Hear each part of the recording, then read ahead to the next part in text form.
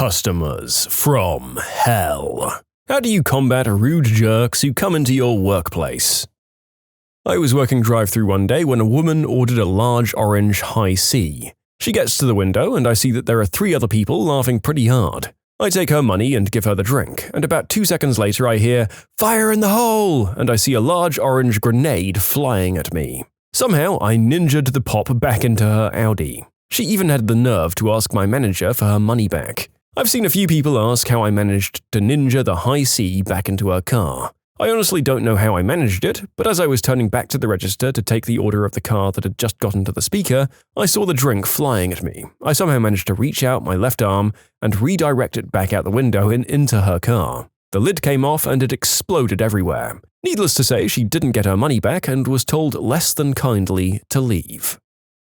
I went through a McDonald's drive-thru once, and the place was slammed inside and out. After ordering, I was asked to park next to the curb and someone would bring my order to me as soon as possible. A girl walks up to my car, visibly shaken, and as she approaches my car to hand me my food, she says, "Please don't slap me." And I said, "What?" She said the last lady she delivered the food to yelled at and slapped her across the face because the food took so long. Jesus, fast food service PTSD is not okay. Okay, let's do this. We all take MMA training in various techniques, and in 6 months we meet, and we all get jobs at one fast food place. We have the entire property filmed and wait for YouTube infamy.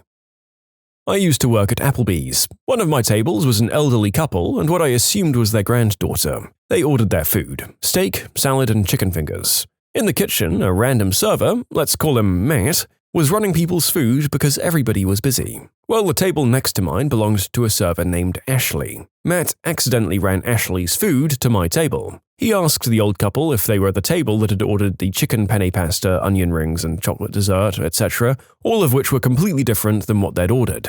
They said yes. They then proceeded to yell at the manager about how wrong their food was and how bad of a server I was. I hate people.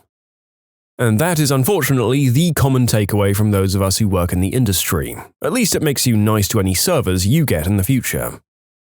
I worked at a local sports bar and had 2 men and their dates come in, along with their children. These women had 3 children with them, aged approximately 2 to 5. The 5-year-old was running around the restaurant picking food off people's plates, the middle child was changing the TV stations in the middle of the baseball playoffs, and the youngest child was sleeping on the table while these couples proceeded to drink margaritas. I served them their food, and immediately, as the youngest sleeping child took a bite, he proceeded to empty his stomach, completely covering the table. I attempted to be a hospitable server and cleaned it up, expecting that the customers would be appreciative. Nope, ordered more margaritas. At that point, I refused to serve them anymore. They'd each had 2, because they were extremely disrespectful and I wasn't comfortable serving alcohol to people who were responsible for getting small children home safely. And that's where it all hit the fan. These women proceeded to stand up and scream at me from across the table saying, "You don't know me, motherfricker! You want some?" To which I had my manager come over and kick them out. The kicker? Before they left, they pulled out 2 full ketchup bottles underneath the table and left no tip. I knew a guy who got fired from his job managing a Burger King after he called a customer a C-word for throwing their drink in his face. It was diet and they'd wanted regular. When I was working McDonald's, I was in drive-thru, covering for a minute for one of the employees to go to the washroom. The customer in my drive-thru started complaining and then he flicked his cigarette at me, and he got ashes in my face a bit even. I was about to hand him his drink and by reflex I threw it at him. I was the only manager there at the time, so I didn't get in trouble. McDonald's always seems to bring out the best in people, doesn't it? I used to be a manager at one right off the interstate. This was before they went to 24 hours open or open late, so we closed at midnight. Around 11:45, we have a family come in. 3 adults, 1 child that looked to be about 7 or 8. When we saw them come in, we were all naturally dismayed as we'd already started cleaning everything for closing, but we still served them because, well, it's our job and we were still technically open. When I handed them their food, I'd already had it bagged up, so that they'd take the hint that we were about to close, but they took the bags of food to a booth, sat down, and started eating. Okay, no problem. Maybe they've been driving a good bit of the day and just needed a few minutes to relax. That's understandable. Midnight comes around and I go lock the doors. As I lock the doors nearest to them, I tell them as politely as possible that the store's closed and we needed them to finish their meal as soon as they could so we could finish our closing routine. 10 past rolls around and they're still eating.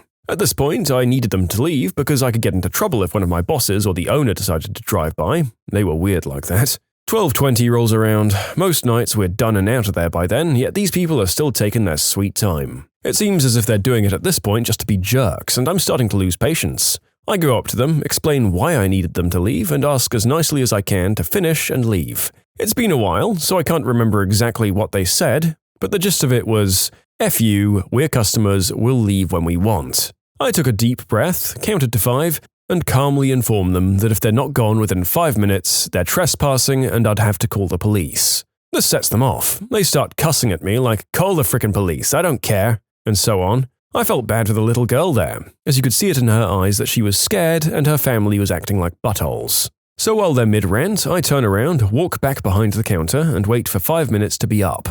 Right at 5 minutes, that poor little girl comes up to the counter and said, "Please don't call the cops, we're leaving." My heart went out to this girl, but I could see that her family was finally getting out of there. But yeah, frickin' McDonald's, man.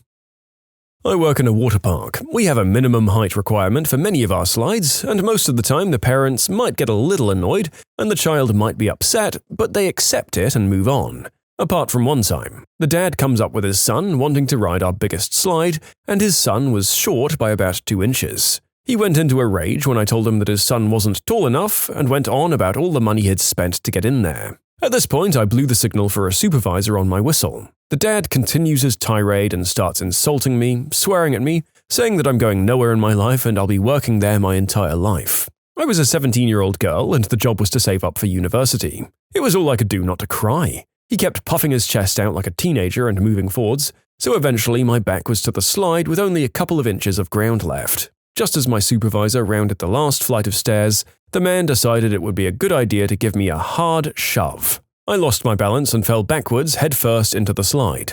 I hit the slide with my head so hard that I blacked out, and only woke up about 10 seconds later when I hit the water at the bottom. I was obviously very disoriented, and the guard at the bottom jumped in for me and grabbed me. The staff were concerned about my neck, so I got the fun experience of being put into the spinal board and having an ambulance come to pick me up. I had a concussion, but nothing worse than that, thank God. The man was arrested for assault and tried to countersue the water park. He lost. I didn't get any money, but I did get a nice promotion. I still work there, but not running the slides anymore. Now I'm just a lifeguard. In short, a man got mad at me and shoved me down a slide, giving me a concussion and making me black out. Yep, of course he tried to countersue. Everything is everyone else's fault, even when you intentionally shove a kid and give them a concussion. Classic customer. I guess this isn't technically about a specific customer, but it was also during my time at McDonald's. Well, I guess I'll give some background first. The McDonald's I worked at was very close to my high school, and students would often come after classes ended. I worked there after school as well. I believe I was in 9th grade at the time, so I was 15. I'm Indian and was pretty shy and a little awkward, so I'd been there for about a month. I actually dreaded going every day for a few reasons. They'd always have me doing all of the dirtier jobs like cleaning bathrooms, making sure the parking lot was clean, cleaning up after tables, scrubbing the cooking equipment, all that stuff. I wasn't really all that grossed out by most of it, though as an aside, I really have to say that women's bathrooms are absolutely filthy. It's like you girls deliberately use way too much toilet paper, and they're always bringing their crappy kid in there with them and don't want to clean up after the kid because being in public means that it's not their responsibility. Though I was raised in a predominantly Caucasian neighborhood, the managers and most of the employees were either Hispanic or African American. The managers always hit on the female employees, and the girls flirted back and were thus able to work the easy jobs like cashier and drive-thru. Okay, finally to the story. It was a particularly bad day considering I had to work a double shift and it was a Saturday. I got in at 9 a.m. I believe, and I was starting to feel tired as the hours bore on. I was tying up a trash bag when I see a woman come in screaming her head off, asking to see a manager. These kinds of things are usually fun to watch, so I decided to just hang around the lobby and see what would happen. When one of the managers finally comes out, she starts screaming at him and talking about how her kid is covered in number 2. I couldn't believe it, so I decided to look outside, and sure enough, I see a sad little kid crying and covered. I decided not to stick around and decided to mop the floor because it was looking pretty gross. Eventually, I heard the screaming stop, and my manager comes up to me shortly after. He starts talking to me, telling me the kid had gone into the play space and come out covered in doo-doo. So I'm standing there listening to my manager speak, and I knew where this was going. They asked me to go inside and clean the inside of the play space. He gave me gloves, a roll of paper towels, and some cleaning spray and sent me inside. I've usually got a pretty strong stomach for these things, but the stench was mortifying. As soon as you get inside, it's as if the smell had permeated into the walls. It was also a hot day out, and the play place was just filled with these gaseous fumes. So as I start my adventure through the playground of brown matter, I finally stumble upon where this all started. It's a huge trail of diarrhea that was thicker than you could expect or hope, going throughout the whole playpen. So here I am scrubbing this furiously for about 2 hours, often stopping because of the noxious fumes. But no matter how much I cleaned, the stench remained ingrained in all of my smell receptors. Bear in mind that this is the McDonald's play place, so not only am I cleaning up someone's crap, but whoever had this explosive outburst had been going down the slides and climbing up ladders and such, meaning I had to take the same path they did and thoroughly clean everything.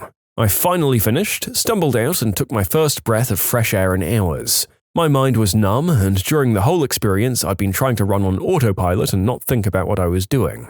As soon as I took that breath of air, it all just hit me and I felt disgusted. My manager came out and told me to wear some spare clothes because I was covered in, well, you know, and to clean up the women's restroom because somebody had thrown up in there. Basically, while I'd been outside, no one else had wanted to clean up, so they left everything an absolute mess. The garbage was overflowing, most of the tables and floor were filthy, and the bathrooms were a nightmare. I cleaned up everything, going back into autopilot mode, and I still reeked even after changing. And I'm sure my classmates that came in that day noticed my stench. I got picked up after the shift and went home. I didn't talk to anyone and went straight to the shower. After finally letting myself think about the day's events, I started to tear up in the shower. I composed myself shortly after, and that was the day I decided to never eat at McDonald's again. It's been 5 years since that happened, and I haven't even stepped into a McDonald's except for once when I was in the city and needed a place to pee. In short, 15-year-old me had to clean up the playground of endless doo-doo.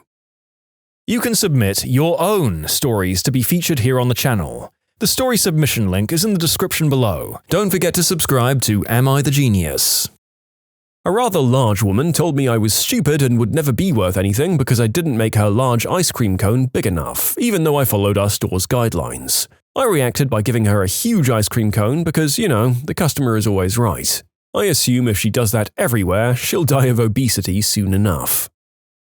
I had a woman throw a foot-long Subway sub at my head because I wouldn't give it to her for free. The story: this woman sent her 7-year-old kid into the store to get the sandwich with a note listing the ingredients she wanted on it. At the cash, I rang in the sandwich, and the little girl passed me one filled-out sub card. It used to be good for a 6-inch sub with purchase of a 28-ounce drink.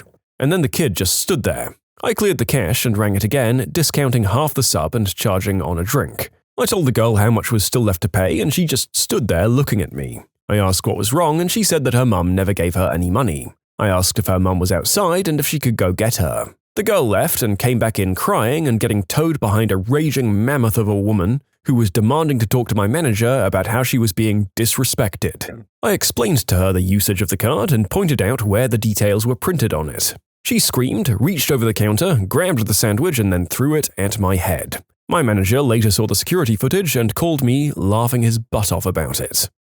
Well, you did make her get out of her seat. If your son not being physically tall enough to go on a ride is a reason to attack a teenage girl, then making someone stand upright and walk 20 meters is probably grounds for throwing 12.5 inches of sandwich at a different teen. I don't make the rules, although I'm beginning to wonder who does.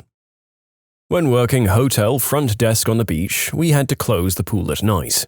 City ordinance due to the lack of a 24-hour lifeguard. So if you rented a poolside room, you had to stay off the pool deck after dark. Night swimming could and had gotten the hotel fined before. Well, this middle-aged woman was in a group that rented a poolside room. Non-smoking. Night falls, I go around the pool deck, locking things up. This woman is on the deck.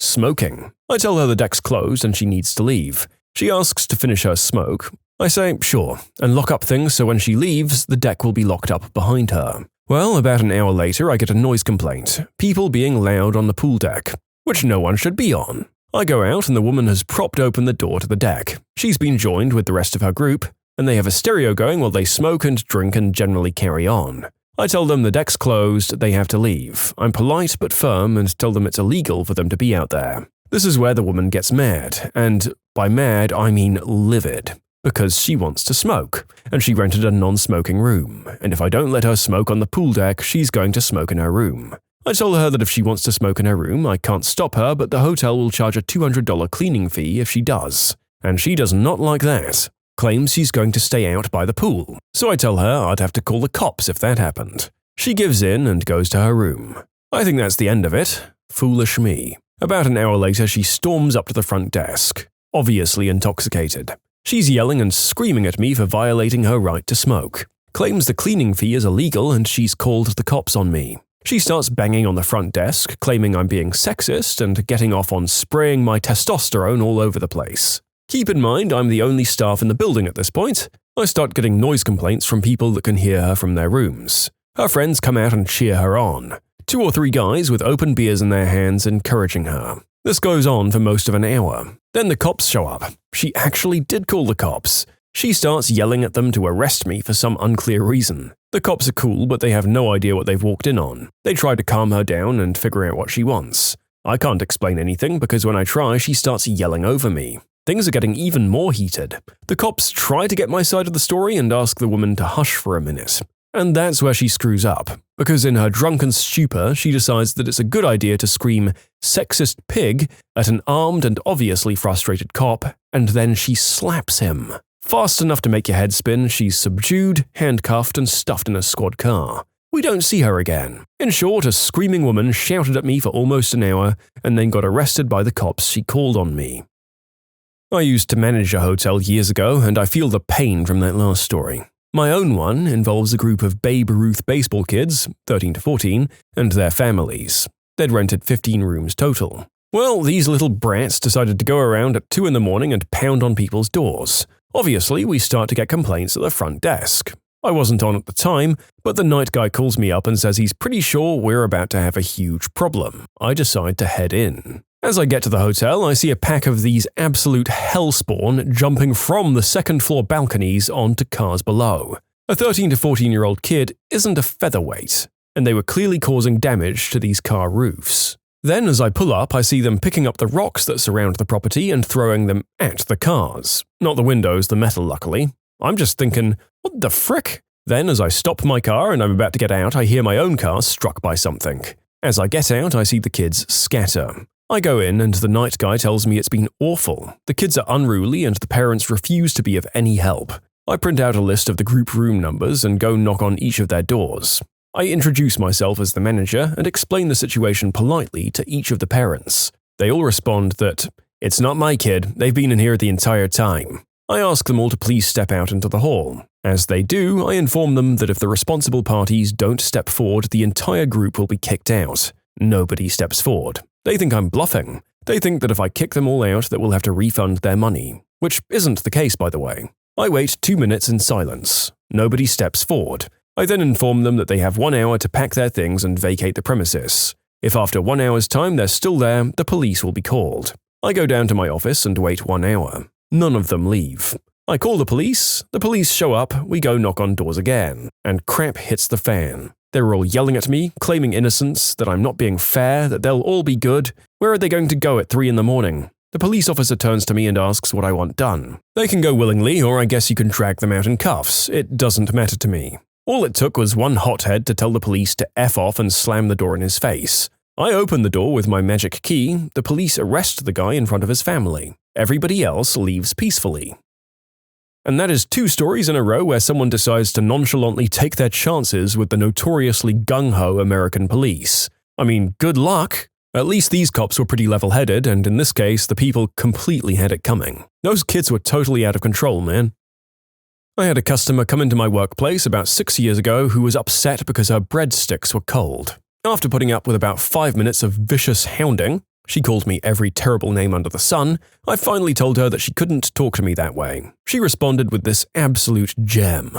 "I can talk to you however I want, you're just a pizza girl." Well, snap. I lose it. I was paying my way through university and was holding down 2 jobs as well as my schooling. I was tired and stressed. I didn't know until this point that seeing red was an actual thing. I literally saw red. I think it was probably my blood pressure. I proceeded to tell her that she was a small, spiteful, stupid woman who had never amounted to anything, and she didn't deserve to if she thought the best way to make herself feel good was attacking a 19-year-old girl. I also lectured, by which I mean screamed at her, that work is work and the act of trying to support myself was honorable in itself. She ran away and sent her husband in. He threw the bread at me and a napkin holder off one of the tables and started yelling. The security guard saw and grabbed him while the manager called the police. He got arrested, released later because I decided not to press charges as it wasn't worth the stress. I've never been so angry in my entire life. In short, a customer called me terrible names over breadsticks. I spewed wrath like the fires of Mordor at her. She sent in her husband and I had him arrested for assault after he threw things at me. Zookeepers. What's the lowdown, dirty, inside scoop on zoos? Some people like to bring fruit and stuff to throw into the animals' cages, even though they're not supposed to. If you're around and someone throws a pineapple into the gorilla or chimpanzee dens, get the frick out. They will throw that thing full blast at someone. I saw a man get hit full force right in the side of the head and he was lights out. Pineapple exploded on impact. Paramedics came and everything. I had to draft the zoo's contingency plan for all sorts of emergencies. Flood, tornado, extreme heat, war, attacks, you name it. The plan included a prioritized list of which animals in the collection we'd have to sacrifice to feed the other animals in extreme situations. I literally created a zoo food chain. Humans were left off the list entirely. Rhinos may look super intimidating, and they can hurt you, don't get me wrong, but they really just act like big dogs. They love being scratched and they'll eat all the fruit out of your hand. A zoo kind of place I worked at on occasion calls them winos because they roll over and whimper because they want belly rubs with a bristle brush. Late to the party, but I wanted to mention all the older animals. Sometimes people don't realize there are older critters who have health issues. A lot of older fish we had were kept in back tanks away from view because people assumed normal old fish issues were a result of poor husbandry and they'd get upset if they were on display. Imagine having your 17-year-old incontinent dog in a zoo. People would think it looks emaciated and pathetic. Along the same lines, zoos have improved significantly in terms of animal husbandry over the years, but a lot of older animals have been in zoos since before these changes occurred. I remember working with a group of chimps, and one of the old chimps would tickle his pickle while staring at me as I'd clean the outside of the enclosure. I had to remember this guy joined the zoo at a time when they'd dress chimps up in kids' clothes and make them have tea parties and crap. He had some mental issues that definitely weren't his fault. Thankfully, that troop has gotten better housing and care and has now started acting more normally, even reproducing with their own troop members and acting like real apes should.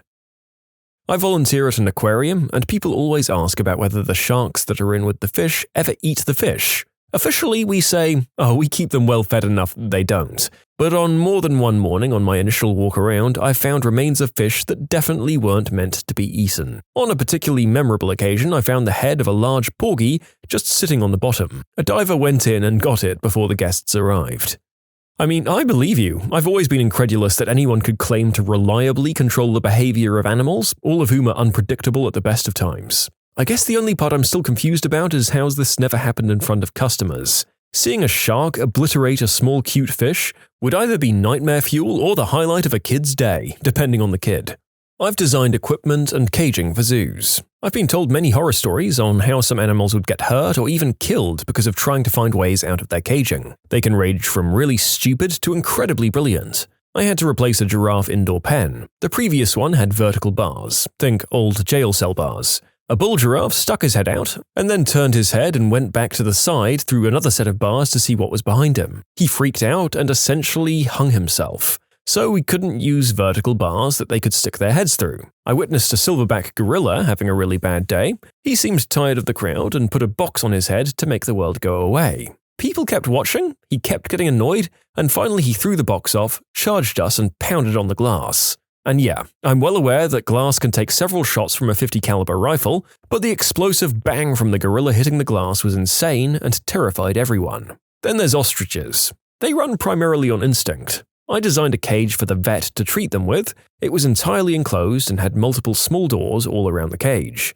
The reason is that the vet told me about an instance where an ostrich got its foot cut and needed stitches. They got the bird in the cage and one of the vets fed the bird and the other stitched up the cut. No anesthesia, just a diversion. The bird kept eating and didn't care about getting the stitches. In a different zoo, they needed to replace the caging of a very large bird of prey. I don't remember the species, but I do remember seeing what its claws did to the aluminium tubing cage they kept it in. The aluminium was shredded. and whoever was on the other side was either going to have a very bad day or get what they deserved for annoying this bird. I of course went with stainless steel heavy gauge rod for the cage. The shop hated all the welding, but in the end the cage was way nicer and stronger than the old one. I didn't get to travel much with the installation crew, but I was in the shop supervising the building of the caging. There were many times I've had to have things re-welded or redone because of safety and quality control issues. Remember when you visit a zoo that oftentimes your life depends on someone that isn't qualified or is underpaid and overworked. Whenever I visit a zoo, I look at the structure design and how it was put together. Too many times I see welds that are of poor quality and barely hold the structure in place, let alone stop something big and heavy that's angry. I work with dolphins, and let me tell you, those creatures are randy motherfrickers. We have 2 smaller boys together, and they've been seen stimulating each other. Our 3 female dolphins have freshwater hoses that lead into the pool to play with. They flip themselves upside down, lay on a surface, and let the water do its thing. We also have another male dolphin separate from the others that likes to show his member to families. It's pretty funny to watch, to be honest. Dolphins are just weird. Fun fact about the local zoo I learned when I worked maintenance, there's a wolf enclosure. There's info about the wolves, it's maintained. They're just shy and in their shelter. There are no wolves and never have been. My partner was a zookeeper in Dallas. Safety protocols for when a large, dangerous animal escapes its enclosure dictate that you lock yourself in whatever room you can get to quickest and grab the nearest weapon, which for most zookeepers is a broom or rake for cleaning up animal doo-doo. We told the public that we had closed the baboon exhibit because a baboon had unfortunately passed away and the troupe was, quote, grieving. In reality, they were throwing parts of the body around and there was nothing we could do about it. When I was a teenager in the 90s, I did volunteer work at the Oakland Zoo. There weren't many of us, so we got to choose where we helped out, so I choose to work with Bhakti, the 32-ish-year-old Bengal tiger, nearly the oldest living in captivity when he finally passed. I chose him because he was beautiful and he always seemed lonely. He had pacing syndrome hardcore, so his entire paddock was green and lush, except for the paths along the outer fence line and 1 or 2 diagonals he used to get into and out of his night cage. The keepers did their best with him, but had clearly written him off. He was grumpy, antisocial, and hid from the public, swiped and hissed at his keepers, and ignored all of the enrichment toys and food put out to keep him mobile. They had a few young Siberian tigers in quarantine already, waiting to be put on display. They just had to wait for him to pass, and the stubborn old cat had lived in spite of them. He'd always start the morning by pacing his fence line, so I started pacing with him. No eye contact, no sounds, just walking back and forth for an hour or 2. After a couple of weeks, he started chuffing at me when I arrived, so I learned how to mimic it to say hi back. Another month, he'd actually break his pacing circuit to walk with me, jogging his ancient, arthritic butt from wherever he was across the green sections to match me. The poor guy just needed a friend. I still get a bit misty-eyed thinking about him, just a lonely old cat who had to spend the last years of his life basically alone. Don't get me wrong though, the keepers really did do their best, but they couldn't spend all day with one animal like I could. They had many duties and creatures to care for, and he had a really steep barrier to entry as a friend. As grumpy as he was, I still think he was good people. I worked in an animal refuge in Bolivia. We were told on our first day to not let the tapir turn its back on you. Forgetting that vital piece of info, 3 days later, I was filming the tapir as it started to turn its back on me and my friend. Before we could react, its eggplant did a 180-degree turn and projectiles splooged all over my phone and gaping mouth. We couldn't get rid of the smell for days. If you ever come close to a tapir, do not let it turn its back on you. Wow. So the narrator was expecting a shower of doo-doo, not what we ended up getting. My god, that is a plot twist. And this happened regularly enough that you were warned in advance? What the hell is wrong with you, tapir, you prevert? Listen, lions know full well that they can't get through the glass. They do that just to get attention. I worked at a zoo, in their museum function, not with the animals, and there was no glass in the big cat's enclosure. There was a giant moat, which the tigers were always playing in, and a 20-odd foot straight vertical concrete wall. You could tell when they were in play mode. They'd pace back and forth along the edge of the moat and suddenly jump in, surprise, and roll around on their backs. For the casual visitor, they seemed like an oversized house cat. While they absolutely had small house cat-like behaviors, I could never for a second forget what they could do. There was this one particularly traumatic event with the lions on a very warm and very packed day. The zoo was inside a large park, so various animals wandered around the zoo all day. One unfortunate day, a large deer fell into the lion enclosure. The lion stalked it and ran it down within 30 seconds and tore the deer to shreds, in front of a dozen horrified adults and screaming kids. I felt kinda bad that so many people saw, but like, circle of life. I mean, that was probably the best day ever for that lion though. Imagine, a warm pizza and Xbox controller falling from the sky into your lap. That's the kind of day he's having. I used to work at a zoo a few years ago. An elephant died while I was there, and to transport the body out of its enclosure, they had to chop him up. Rest in peace, Toto. Dead zoo animals are sometimes fed to carnivores. There's a farm and zoo in the UK that uses crocodiles to get rid of dead cows. The owner once said he'd like the same end when he dies. You can submit your own stories to be featured here on the channel. The story submission link is in the description below. And if you want to listen to some vibey music in the background, check out easymode, also linked below, and subscribe. The poor penguin keepers can never quite get rid of the miasma of dead fish that envelops them. As for me, the stinkiest job I ever had to do was cleaning out the duck ponds. Managed to empty a whole train carriage that evening, even though I'd changed and my work clothes were double-bagged. That's the truth. As a teen, I worked as a janitor at a private school. One of my duties was dumping out and rinsing the kiddie pool belonging to the duck. The muck on the bottom of that thing, especially in summer, frickin' stank. My wife was a zookeeper, and I used to volunteer there a lot. Most zookeeping is just picking up doo-doo and making and delivering the animals food. The last animal that was at least scary was a cheetah. They were pretty cool, ignoring everything as long as they had food. The most scary to me were the giraffes. Back then, you went into the enclosures with them, and they'd sometimes swing their heads around and try to club you just to be pricks. You had to be careful. And the job would actually be fantastic if they didn't let human beings into the zoo. I went on a behind-the-scenes tour of the zoo once. Saw quite a few bunnies come out during the tour. The neighboring park had a problem with people abandoning pet rabbits, you see. It was pretty clear the dumb bunnies were getting into predator enclosures. The tour guide confirmed that they were regularly getting eaten. Tour guides also indicated other urban wildlife problems. Raccoons, possums, squirrels, and birds were regularly consumed. They said that when they drained the lion enclosure moat for maintenance, it was filled with the bones of small animals. The most amusing stories were about the orangutans, who were wicked smart. Zookeepers had trained them to give over items in exchange for food in case they needed to get something from them in the enclosure. But you see, orangutans are smart, and they realized that if they broke things up and handed them back in small pieces, they'd get more food. They once disassembled a radio that accidentally got left in the enclosure. When there was an opossum in the enclosure, the results were a bit more gruesome. If you work with the animals, there's a good chance you'll not be able to have any kind of social life between the long hours and weekends and the stench. I've been kicked out of stores after work because I apparently stunk way worse than I thought I did, even after scrubbing off. And I'm around animals every day, but I still can't stand when otters and sea lion keepers around me are in an all-hands meeting. The rotten fish and ferrety otter smell combo is a gagger. Meanwhile, I work with apes, and they say that I smell like I haven't showered in a decade, and this is after I take a shower. Some zoos intentionally put chickens in enclosures with non-predatory animals, as the chicks go around eating pests and bugs all day, which keeps the other animals happier. I work at a zoo in a northern country. I can't say which as it will give it away. We had a white tiger, and we were quite famous for it. One day, the zoo announced the tiger had died of natural causes. Whilst working there a few years after he died, I was told by a keeper that there was actually a problem with the electric fencing in his enclosure that the zoo managers refused to pay to get fixed, thinking it would be fine. The tiger was electrocuted to death a few weeks after they found the problem. They covered up the whole thing by saying they weren't sure how he died, but that he was old. It's still a zoo secret to this day. I worked in two completely different departments, elephants and neonates, but the drama between keepers was insane in both, like attempted murder level insane. We didn't have mad drama, but damn near everyone was doing it with everyone else. There was a girl from birds that cheated on her boyfriend, who was also in birds, with a guy on small primates. It turned into a whole thing with everyone having an opinion.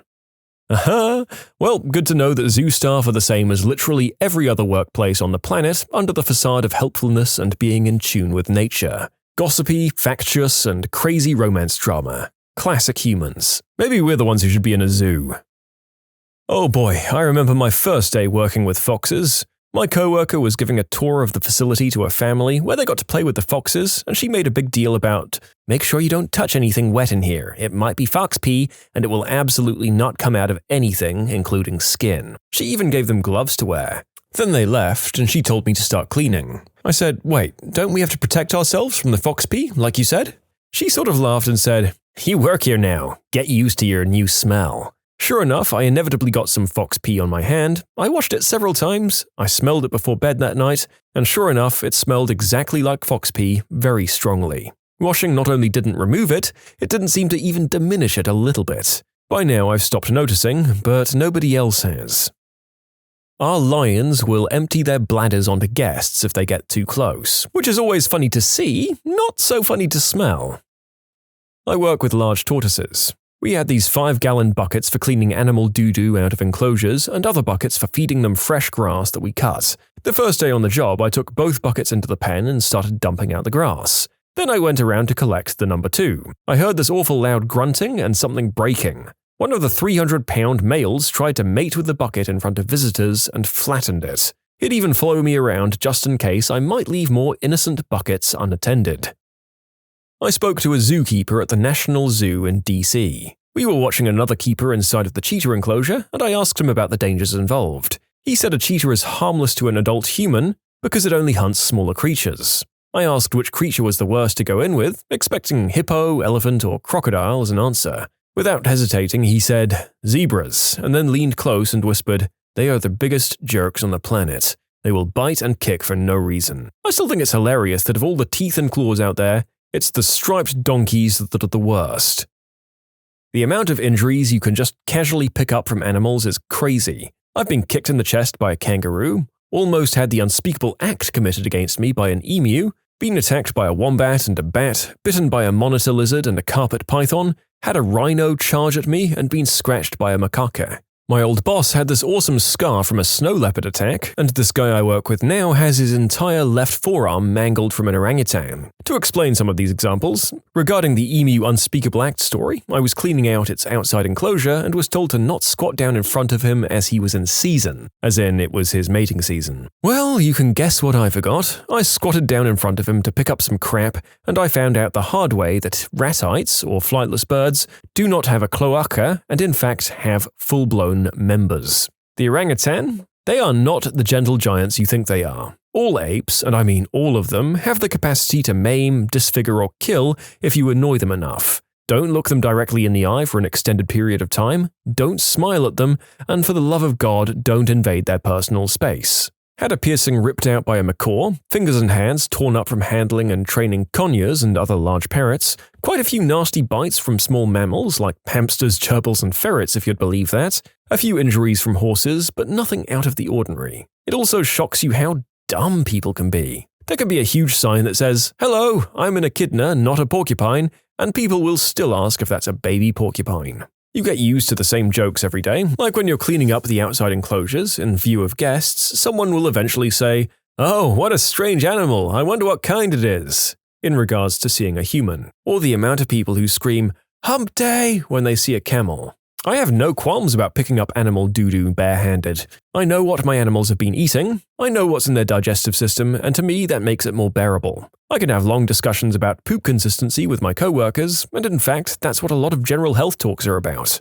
Homer's stool was a little looser than normal this morning. I wonder if something happened overnight to stress him out. You get used to being stinky as well. I currently work 8+ hours with primates daily, and I feel awful for the people who share a space with me when I go to the gym directly after work. Primate doo smells very similar to human stuff. When I was at the zoo, I smelled exclusively of rhino pee and I could not get it off me. When you're cleaning underneath the perches, parrots will wait for you to look up before taking a dump. They have good aim. That's how you get crap in the mouth. Do not look up. This does not surprise me in the slightest. Birds are the devil, and all of them are out to get us at any given second, and the bigger they are, the meaner. I still appreciate them for how real they are about it, though. Not quite a zookeeper, but I'm training to be one. The zebras and Przewalski horses are ruthless, and they'll tear apart any unfortunate wild kangaroo that dares break into an enclosure. They love the thrill of the chase and the subsequent kill when they get bored. Former coworker got a job at the aquarium. He was basically the night watchman, making sure nothing exploded when the aquarium was closed. The thing is, he couldn't actually do anything about that. A ray jumped out onto the open touch pool, so he gently picked it up and set it back in the tank. No harm done, the ray was fine. But he got chewed the F out for handling an animal. Policy is to call the expert handler for that department and have them come in to avoid any liability and whatnot. By the time you get them to pick up the phone at 3 a.m., get up and drive into the city, it'll have been like 40 minutes at best, assuming that they came in at all. So his job was really just to stand there staring as the animal suffocated. He ended up quitting when he tried to call out sick because he had the flu. He had it so bad he literally couldn't stand up straight, and part of the job was to walk the narrow, hanging walkway over the largest tank in the world, which includes sharks, alone, at night. And then they told him to come in anyway. I'm a small animal vet now, but I worked in a zoo before vet school. Zoos are one of the biggest purchasers of Calvin Klein's Obsession cologne. The cologne has animal musk in it, and it drives the big cats wild. We used to spray it on everything. To explain, all captive animals require some sort of enrichment in their environment. In zoos, they have rooms full of toys, scents, and treats that the animals get on different schedules to keep things interesting for them. Think of it like getting a new dog toy or treat at the local pet store. Cats, in general, are very pheromone-driven animals, so the cologne is used almost like catnip for domesticated cats. I remember soaking a whole bunch of toys and tossing them into the enclosure. I used to work at a zoo, and I can tell you that cold weather makes the animals more active. So go on a chilly day or first thing in the morning to see the best show from the animals. Also, those free-roaming peacocks are really stupid and sometimes go into the lion's exhibit and get torn apart. My mum worked at a zoo when I was a kid, and there were some things that were kept under wraps. For one, a hyena escaped once and they had to track it down. Also, a pack of dogs got into the zoo and killed most of the wallabies. The worst story was that a group of teenagers broke in the 80s and pulled some legs off the flamingos. That one always really bothered me. When did you witness a crime being committed by someone who had no clue what they were doing? When I worked at Hollywood Video, before that evil corporation went out of business, finally, a man came into my store and bought one bag of popcorn. When I opened the register, he pulled out a box cutter from his pocket and told me to give him all the money. My first reaction was to laugh. I couldn't believe I was being robbed. Then he waved the box cutter around and saw he wasn't horsing around, to which I told him he wasn't getting anything. He said he'd cut me, and I told him good luck climbing over the counter to get to me. He then placed his hands on the counter and leaned towards me. I grabbed a box cutter of my own and said, "Well, would you look at that? A Mexican standoff." Now, here's where it gets silly. The man asked if I was threatening him. I said, "No, sir," still laughing at the situation. He proclaimed he was calling the police, and I said, "Please do." He did, and then he waited for the police to arrive. He told them I brandished a box cutter and threatened his life. I then showed the fine officer our security footage, and wouldn't you know it, he arrested my new friend. That's my favorite work story. Call it bullcrap if you want. I worked at a bowling alley in high school. We had a guy climb up into the ceiling in the restroom and wait until we were closed so that he could climb down and rob it. Not only did he not get any money because everything was locked in a gigantic safe from the 1930s that probably weighed over 1,000 pounds, but the guy couldn't even get out of the building. All the steel fire doors were padlocked on the outside, and I guess he didn't want to risk being seen smashing the glass on the front doors, since it was right by a busy road. Our wannabe criminal did the only logical thing, which was to go back to the bar and drink all night. The manager found him passed out on the floor when he opened up in the morning. An Aussie guy I knew was out drinking in Canada with another Aussie mate. His mate left early to go back to the flat they were sharing in Vancouver, and they were accosted in a dark alley by two men with knives. Being absolutely sloshed off his face, he failed to pick up on the man's intent, or their knives, and simply pushed them aside saying, "Yeah, nah, sorry mate, I'm Australian," and continued to F off home. The poor fellow later realized he'd just brushed off two armed muggers by telling them he was Australian and ignoring them. There were two guys from my high school that robbed a little convenience store. They had ski masks and gats, and the robbery went pretty smoothly for them. But they also decided to wear their Letterman coats with their names on the back. They were later arrested. Maybe they were that dumb, but I'd also say that there was a non-zero chance that those guys got framed by other people who knew what they were doing with their disguises. Although I suppose the police would do their due diligence and search. But can you imagine getting your high school bully back by wearing a Letterman jacket with their name on it while you rob a place? Back when I worked at Walmart, one of the best laughs I ever got while working there was watching two middle-aged women run into the store, grab about 50 of those Visa gift cards from the rack, then run out of the store laughing while they did it. You have to activate them. They're completely worthless without being activated. I bet those ladies were pretty upset when they realized they'd just stolen a crapload of nothing. I was parked in the far end of a parking lot of a 24-hour grocery store, sitting in the driver's seat, checking a few emails and letting my window defrost. I had the window rolled down just a tiny bit, basically enough for someone to fit their arm through if they really tried. That's relevant very soon. A guy approached from the back, so I heard him and looked that way. He tells me to get out of the car. The door is locked and he's holding a knife towards the window. He doesn't have a firearm. I just kind of look at him and say, "No," with a confused look. My firearm is in my shoulder holster, but my coat is buttoned up. He awkwardly tries to open the door, can't, and then actually sticks his arm through the tiny part of the window that's rolled down. I immediately hit the button and roll it up, so he's just stuck there, screaming in pain and pounding on the window with his other hand. He finally drops the knife, so I let the window down a bit and he runs off. In college, I worked as a loss prevention guy for one of the big boxes.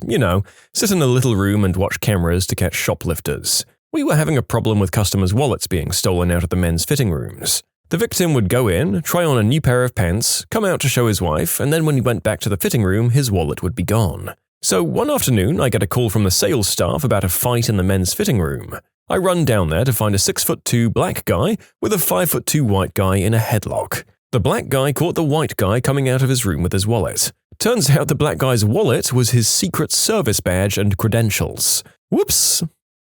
A few weeks ago, I was getting home from late night classes when this guy jumps out and says, "Give me all your money," or something like that. The problem is, he has no weapon. No shooter, no knife, he wasn't even a threatening-looking guy. I just sort of walked past him back to my dorm.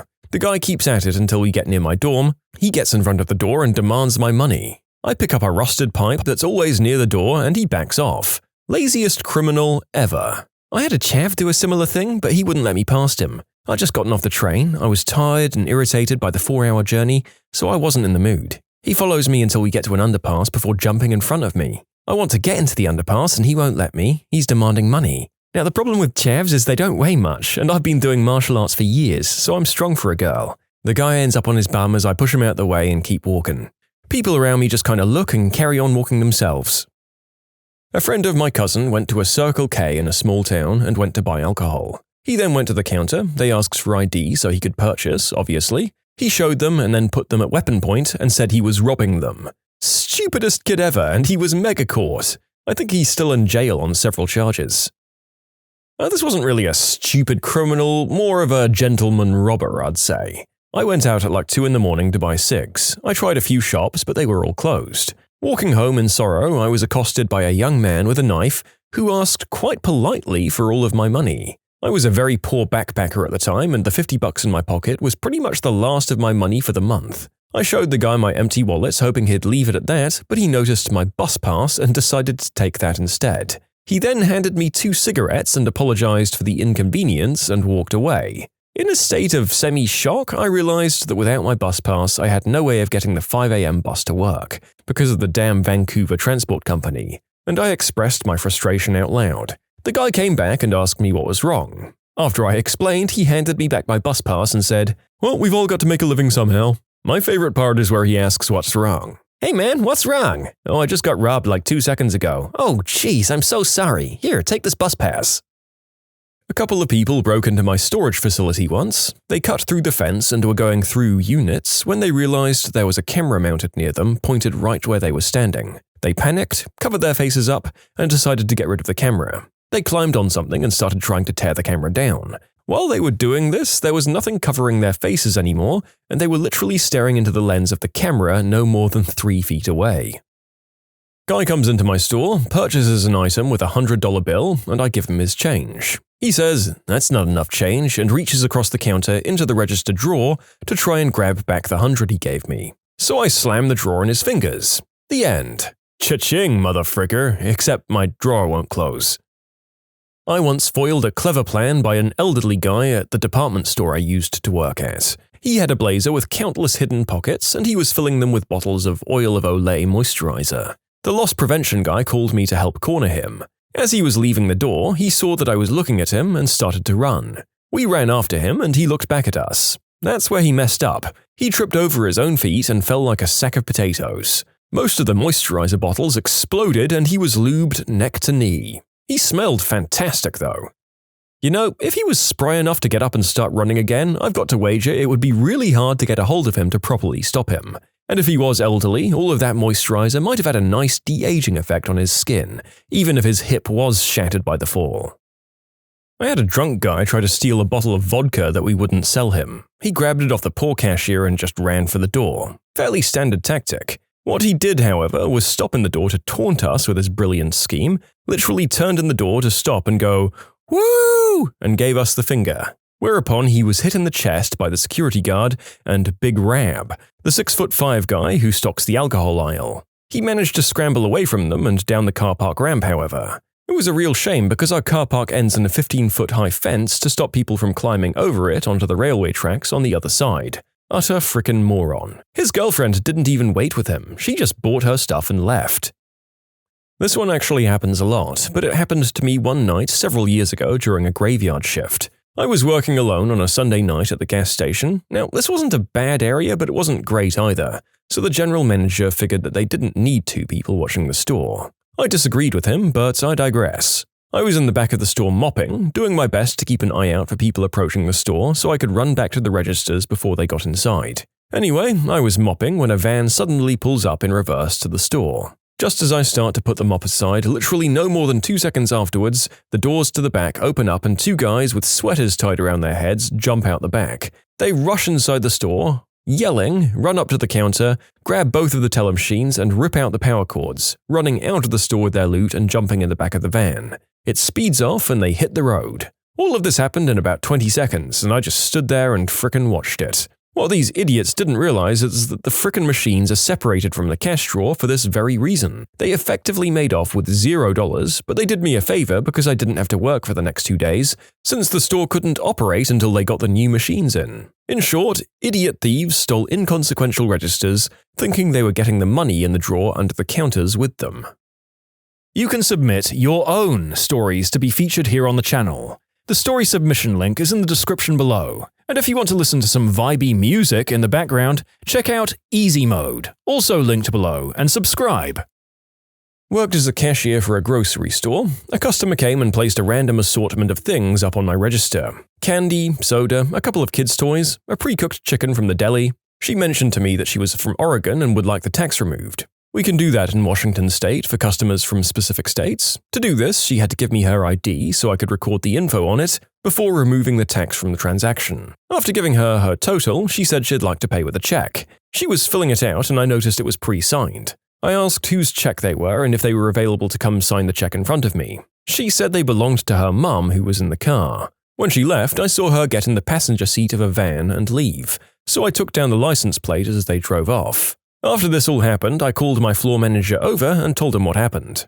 We both shrugged and basically said, weird, leaving it at that. Later that day, the loss prevention guy calls me up the stairs, which is normally never a good thing. He tells me that I'd made a good catch because 2 women had been going around town with a stolen book of checks, and I was the reason the cops had an ID and a license plate to go after. In short, a lady gave me her ID to prove she deserved a 78-cent discount on goods she intended to pay for with stolen checks. I was summoned to court to tell this story to a judge. I work at my family's liquor store and we have a debit and credit card machine where we take the card, punch in our store ID, cashier ID, then the amount, stick the card in and then hand it back. This one fellow comes in and grabs a 6-pack from the cooler and comes to the counter. He was the only other person in the store besides a random guy in a corner going through wine. So I ring the 6-pack in and then I saw him grab it. He came up to the till and I asked him how he was doing and he said, fine, and I told him his total as he was just pulling up to the till and he mumbled something and reached into his coat and pulled out a gat and placed it on the counter with the barrel facing me and slid it a few inches forward. Due to being used to people doing that with credit or debit cards, I just stretched out and grabbed the weapon with one hand and the debit machine in the other, automatically. He wasn't holding on to the weapon very firmly, so I just pulled it away, and then I realized I'd grabbed it and it was a gat, not a credit card. So I froze with his weapon in my hand and the debit machine in the other. We looked each other in the eye and then he bolted, leaving the shooter behind. I called my uncle and then the cops, who came and took a statement and afterwards told me that the weapon was empty, so I wasn't in any real danger, but it's still one of the funniest things to ever happen to me. The level of non-committal to this crime really speaks of someone who didn't feel great about committing it. I wonder how desperate this guy was. It was sort of adorable how awkward and inept this went down in the end. Thanks for writing in. I work in a car audio store. This gangster wannabe shows up wanting us to install his amplifier right now. All of my installers are busy and I tell him it isn't going to happen today, but we could probably do it tomorrow. He gets all upset and tells me his boy will install it himself, all he needs is the wires. I show him our amp kits and he picks one out and pays with a credit card and shows me his ID, which is good. So the next thing I see is this fool grabbing a box with some entry-level 12-inch woofers and running out of the door and throwing the box into his ride and peeling out of our parking lot. The store was pretty crowded and more than a few customers saw what just went down and asked if they could chase the guy down. I couldn't believe this idiot just paid with a credit card and I checked his name and ID and it matched, so I had all the information I needed to have him arrested. But I said, oh, hell no. I just wrote up a ticket and manually punched the card for 3 times the amount, something like $585, instead of $170 for the thing he stole. The charge got approved and was never contested either. I hope he enjoys his speakers. Last week, I just left Qdoba when I saw a kid walk up to a skateboarder and attempt to steal his board. The first kid was followed by 2 of his friends, both of whom were shouting, "Hector, it's not your board, let it go!" Hector did not let go until the 5 cops who were in Qdoba came out and arrested him. They were parked outside. He was not a clever young lad. My dad was in a bank and some guy tried to rob the place. Dad noticed the guy's weapon and told him to shoot him. The guy wouldn't do it after constant demand by my dad and left the place. He'd tried to rob the place with a plastic weapon. Easy way to save the day. Good on you, Dad. Some creepy-looking guy tried to carjack me. I was leaving the supermarket at 8 in the morning on my way through Rotorua to go to Wellington. He knocks on my window and I roll it down about an inch. He asks if I can give him a ride to some gas station. I'm not too familiar with the place, so I ask where it is and he points up the road. Then he tells me I can just drop him at the corner of this street about 100 meters away. I laughed and told him to walk. Then he tried to force his way into my car, a 1973 Mercedes, so I opened the door as hard as I could into him and slammed it shut on his fingers. These doors weigh like 80 kilos. I know this because I had to take them off to fix some rust around the hinges. I do feel a bit bad for possibly breaking his fingers. My sister used to work at a bank in a Walmart, and her coworker had this somewhat older pickup truck, about 15 years old at the time of the story. It was pretty unremarkable in every way. Stock parts, stock stereo, average looking. Some idiot punched out the driver's side window and stole the CD player, which didn't play past track 7 on any given CD. Mind you, it was stock and also 15 years old. Instead of disconnecting the plugs like a normal thief, he cut all the wires, making it a stolen CD player that now required repair. He also bled all over the inside of the truck because he punched the window in and proceeded to wrap his hand up in one of the girl's spare work shirts. After taking the CD player, he then walks into Walmart and tries to steal a TV. Not one of the newer TVs that only weighs like 25 pounds, a big tube TV that weighs like 80. When he walked out, the alarm went off. He told the person at the door that it was a return and he was simply taking his old one back to his car. Keep in mind that he still had a bloody bank teller's polo wrapped around his hand that had an employee's name on it. An employee who was working at the store at that moment. Of course, the friend and the store pressed charges. The friend was also offered an appearance on one of those judge TV shows, but declined because the case was too stupid. For a daytime judge show.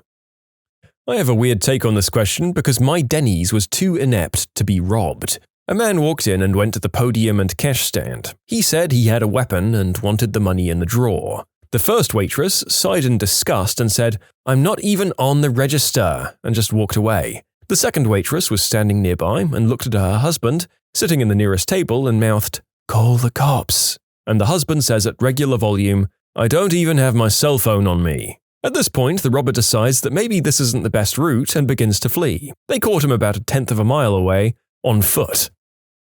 Does anybody remember box tops? For those who don't, they're small squares on the tops of boxes of food that if you cut out and bring to an elementary school, that school gets 10 cents per box top. When I was young, still in elementary, a kid in my class stole the class's stash of box tops because he wanted the money for himself. So stupid. Not really a crime, but I figure it fits.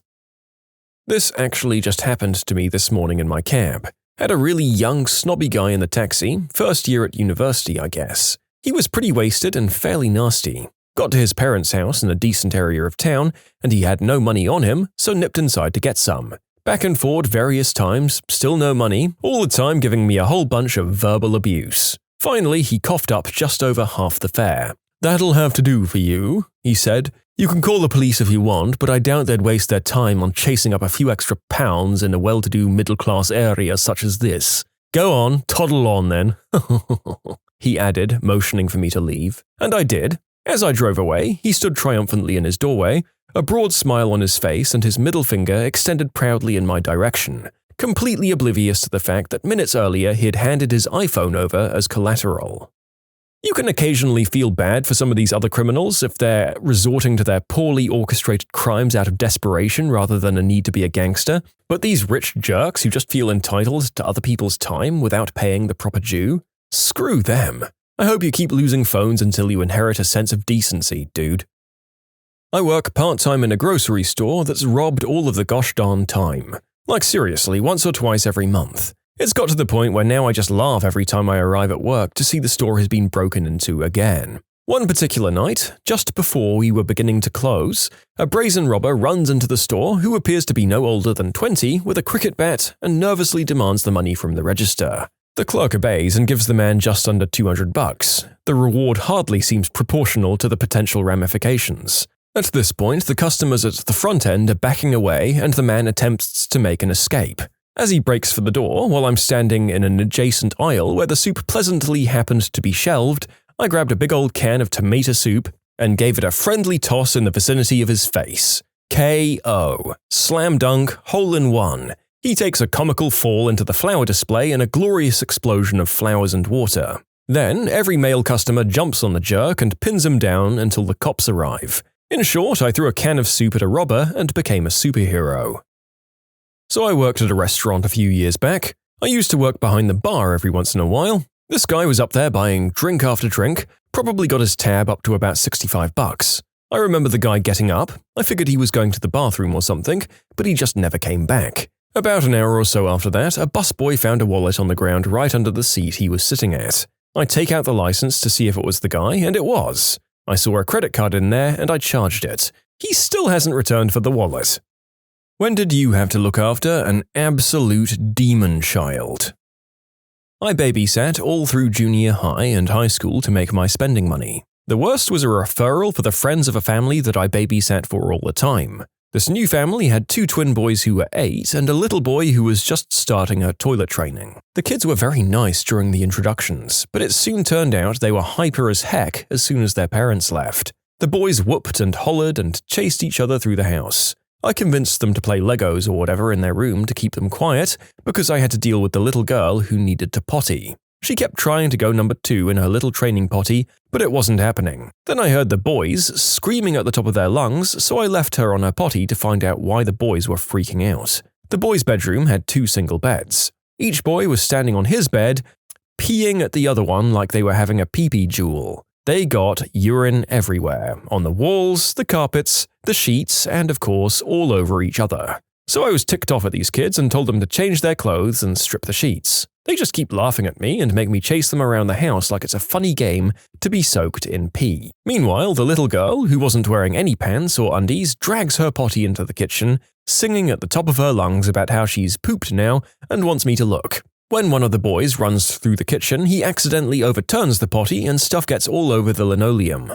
As much as I wanted to cry from utter frustration, I managed to hold my temper and calm them all down enough while I cleaned up as best as I could. Which is tough when it isn't your house and you have no idea where they keep all their cleaning supplies. When the parents finally came home, they didn't offer any apologies for how their kids behaved or any extra tip or anything like that. Needless to say, that was the first and last time I ever babysat for that family. I hope those gross little boys smelled wee-wee on their mattresses forever afterwards. And by the way, this was back before everyone had cell phones, so calling the parents to come home immediately wasn't really a good option. It would have involved calling a movie theater or whatever to track them down when I didn't even know what film they were seeing, or even know if they'd finished eating dinner out yet. Unless the kids were dying, I couldn't call the parents. I'm rather proud of my 14-year-old self for being a trooper and sticking it out rather than just giving up. Plus, it was pee and poop. I'd changed diapers and cleaned up after pets before. I got the sense when they hired me that they had a really hard time finding a permanent sitter. They hoped I could be on a regular schedule for them like I had with their friends. That should have been a red flag. They called me a few times after that night, but I always told them I was booked. I should have been honest about the reason why, but I didn't want them to badmouth me to everyone else in the neighborhood. Parents never want to hear their kids are anything but perfect angels. Haha. Well, as gross as that sounds, I do wonder if these kids were really that bad all the time, or if the acting out was a thing because the sitter was there. But yeah, the parents probably owed you an apology at the very least. The little girl didn't seem that bad. I think most of her antics can just really be put down to her being very young. I babysat one who climbed out of his bedroom onto the roof of his house and started the house on fire. That kid was a demon. He was 9 at the time. I called the fire department and got all 3 kids out of the house. Luckily, the fire station was a few blocks away, so they were there and put it out before it really got going. It was just smoldering. I was about 16 at the time, and I was very much in demand as a babysitter. I was also no nonsense, which I made clear to the parents. I was given permission to give the kids a whack on the bum if I needed to. This was the 60s, of course. But this particular kid was beyond even that. I lived on the block 4 houses down with my parents and 8 siblings. I continued to sit for them because they paid me a lot of money, especially after that, and they couldn't get anyone else to do it for some reason. They eventually moved to a mansion in a very wealthy neighborhood because the dad was made VP of the company he worked for, and they still drove about 10 miles each way to get me to watch their kids. I'm still in touch with his sister who lives in Atlanta. I always thought he'd end up in prison, but surprisingly, he's a fireman. I'm not technically a babysitter, but for a few months I had to babysit my husband's nieces and nephews. Those kids are awful. Their parents neglect them, and it shows. Here's a few highlights. I rescued a 2-week-old kitten, nursed him back to health, and adopted him. One day while I was doing dishes, the 2 youngest took him outside and tried to drown him in the above-ground pool. Twice. He survived. My in-laws' house was also filthy and roach-infested. While one of the kids was eating dinner, a roach apparently crawled across his plate and he started hysterically crying. I went to calm him down, and one of the others ran into the kitchen, opened every spice she could get her hands on, and dumped them all over the place. I decide I have to keep the 2 smaller ones with me at all times due to their antics. I put them on the kitchen counter to help me cook, and they actually start behaving, and I thought I'd found a successful method in handling them. I was wrong. One asks me a question while the other one takes out glasses from the cupboard and starts smashing them on the ground. I go to stop her, and then the other one starts smashing plates. The 2 oldest were sisters, and they hated each other. They got into a fight over the TV, it could have been the Xbox, I can't remember, and then the older one started chasing after the older sister, and eventually smashes the younger sister's fingers in the bathroom door. While that sister is crying, the older one is laughing maniacally the whole time. And that's just a few stories. There are others that make me so grateful to have moved away from all of them. I used to babysit the 2 boys of a family while their parents went out at once every few weeks to get some alone time. I'd looked after them before, and they were usually well-behaved and listened very well. This family had a few cats, and they'd climb all sorts of odd places, such as in sinks, bookshelves, cupboards, stuff like that. Well, this one night, I guess they'd left the dryer door open, and when one of the kids went downstairs to get his ball hockey gear, I guess he closed the door on the cat and started the dryer. I was already outside waiting at this point, so I heard nothing about this until we came back inside and I noticed a dryer was on. I asked the kids why it was on, and they said their mum was doing laundry. I knew for a fact it was turned off when after the parents left, so I went to investigate it and opened it to a completely burned and mangled cat that was essentially twisted like a pretzel. I told the parents what had happened and that their kid was a psychopath and needs help now because he's clearly not right in the head. Never babysat anyone's kids ever again. The parents were in shock. They didn't blame me or get mad, just shocked that one of their kids murdered their cat like that. It still makes me uncomfortable to think about him.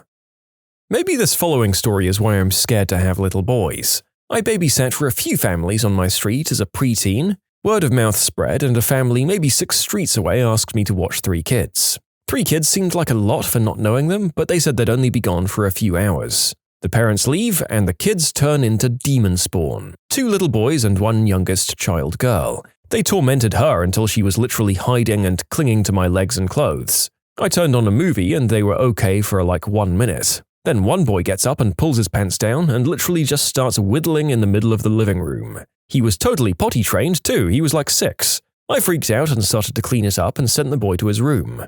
The other brother followed him, as they shared a room, and just sat in there with him. The girl snuck downstairs through all of this and, unbeknownst to me, starts making an F5 grade mess. After I clean the pee, I go to get them out of the boy's room. Surprise, the door is closed. Oh, and apparently locked. The one boy is only like 3 and is crying because he can't open it and his brother won't let him out. The older boy is defiant and just screaming at me, "No, I'm not opening it. You're not my mom. I want my mummy." We had a standoff for a few minutes before I realized the girl was gone. Well, I wasn't getting the boys out, so I went to get the phone and called the parents while I tried to find the girl. She had pulled out all of her fricking toys and they were everywhere, and I couldn't find her because she was in like a pillow pile somewhere. I don't really have an ending to the story, but needless to say, I was pretty much in tears by the time they came home. One of them drove me back and kept apologizing and hoped that I'd still give them another chance. That didn't happen. Also, this was probably like 15 years ago now. I was maybe 14 tops at the time. I didn't have the mental capacity to know what to do or how to handle any of this. And yeah, I was paid maybe $5 to $7 an hour. It was awful and scarred me from babysitting for a while. What is it with the small boys in these stories and just letting their bladders loose the second their parents are gone? Like, I was obsessed with farts at that age, but I had no interest in covering the place I lived in with pee-pee. Just like the first story. At least these parents apologized. I am a full-time nanny and have been for the past 5 years, but in childcare for the past 12. I'm primarily a nanny of multiples ranging from twins to quadruplets. Now, with that being said, you'd think I'd run across a handful of demon children, which I have, but dear lord, it's the parents that are the demons on more than one occasion. The one in particular that comes to mind saying this, I started with a morning family that I found through care.com after my regular family shortened my hours to afternoons only. When I first interviewed, the mum was notably odd, very in touch with emotions, and very particular about food. She stated that she wanted me from 7 to 12, Monday through Friday, for her 5-year-old son and 3-year-old son while she either ran errands or worked from home. Not too weird too far, but then she asked me what my parenting style was. I told her that my style was whatever hers was. I'm perfectly fine altering my nannying style to fit each individual family's needs.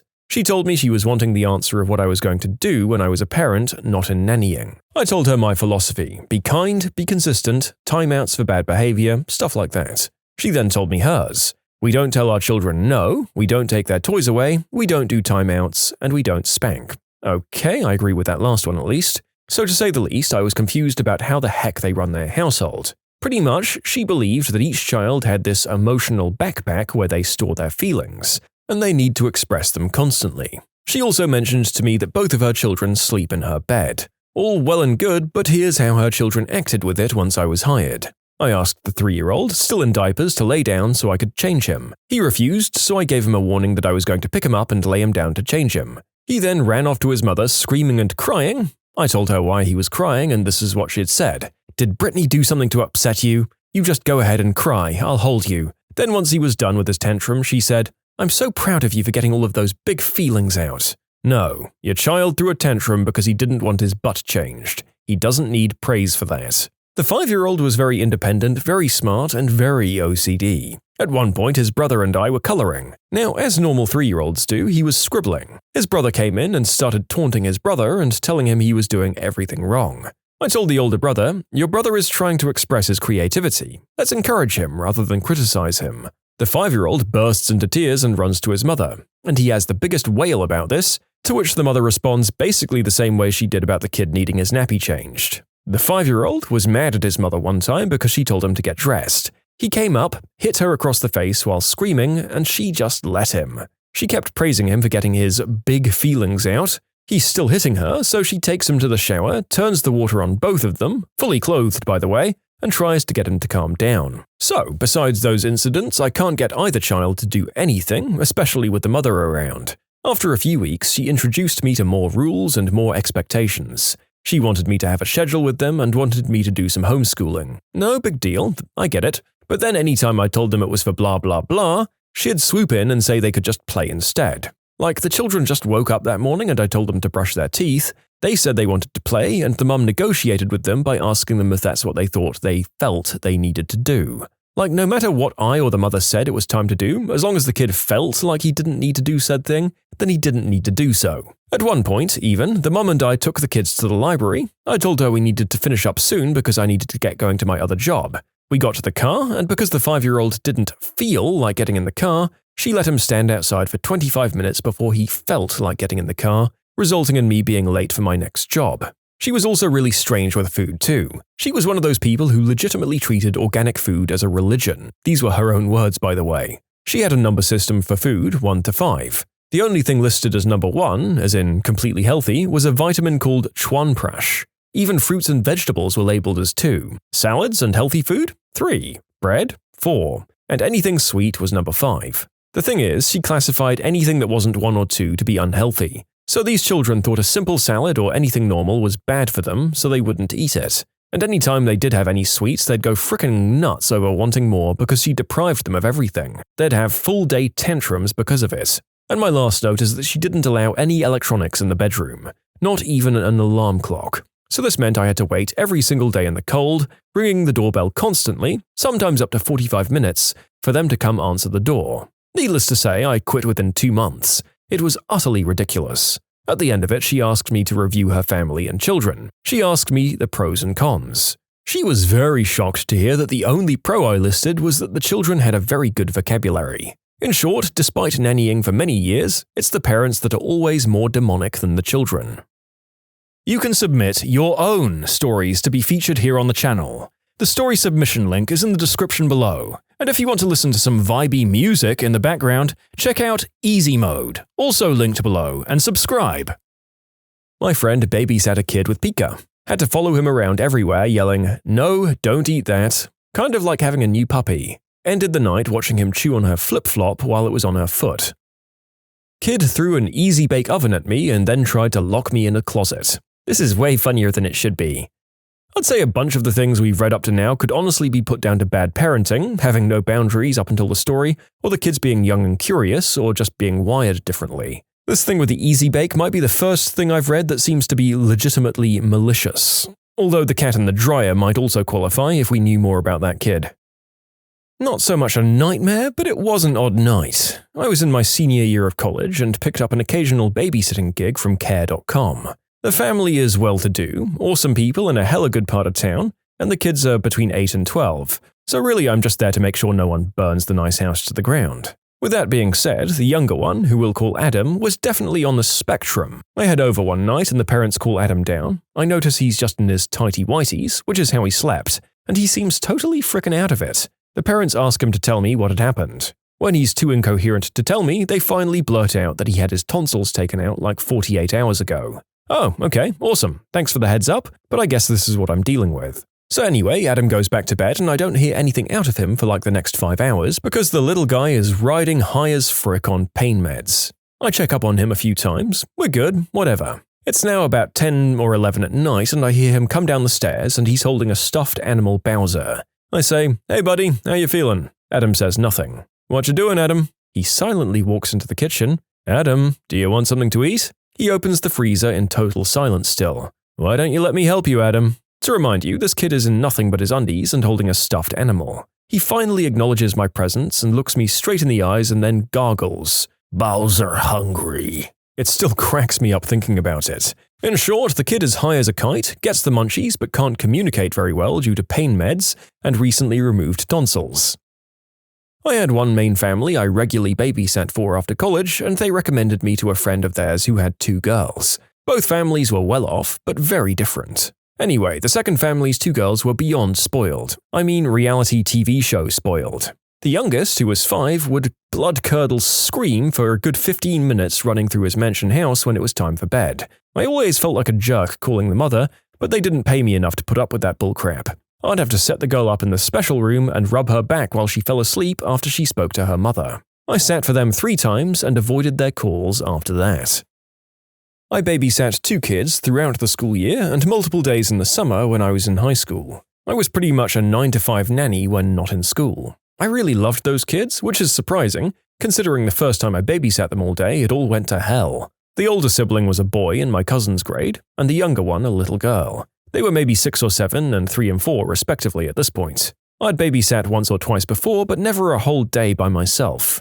I don't know what started the incident, but the kids began to fight. Before I could break it up, the little girl threw a heavy, pointy metal toy plane at her brother. It hit him right in the corner of his eye, barely missing his actual eyeball. He started gushing blood everywhere, all over his clothes, all over the expensive Disney store Winnie the Pooh blanket his sister had been walking around with, all over the pristine white carpet. He freaks out and starts crying, asking me if he's dying. Hardcore, terrified kid sobs.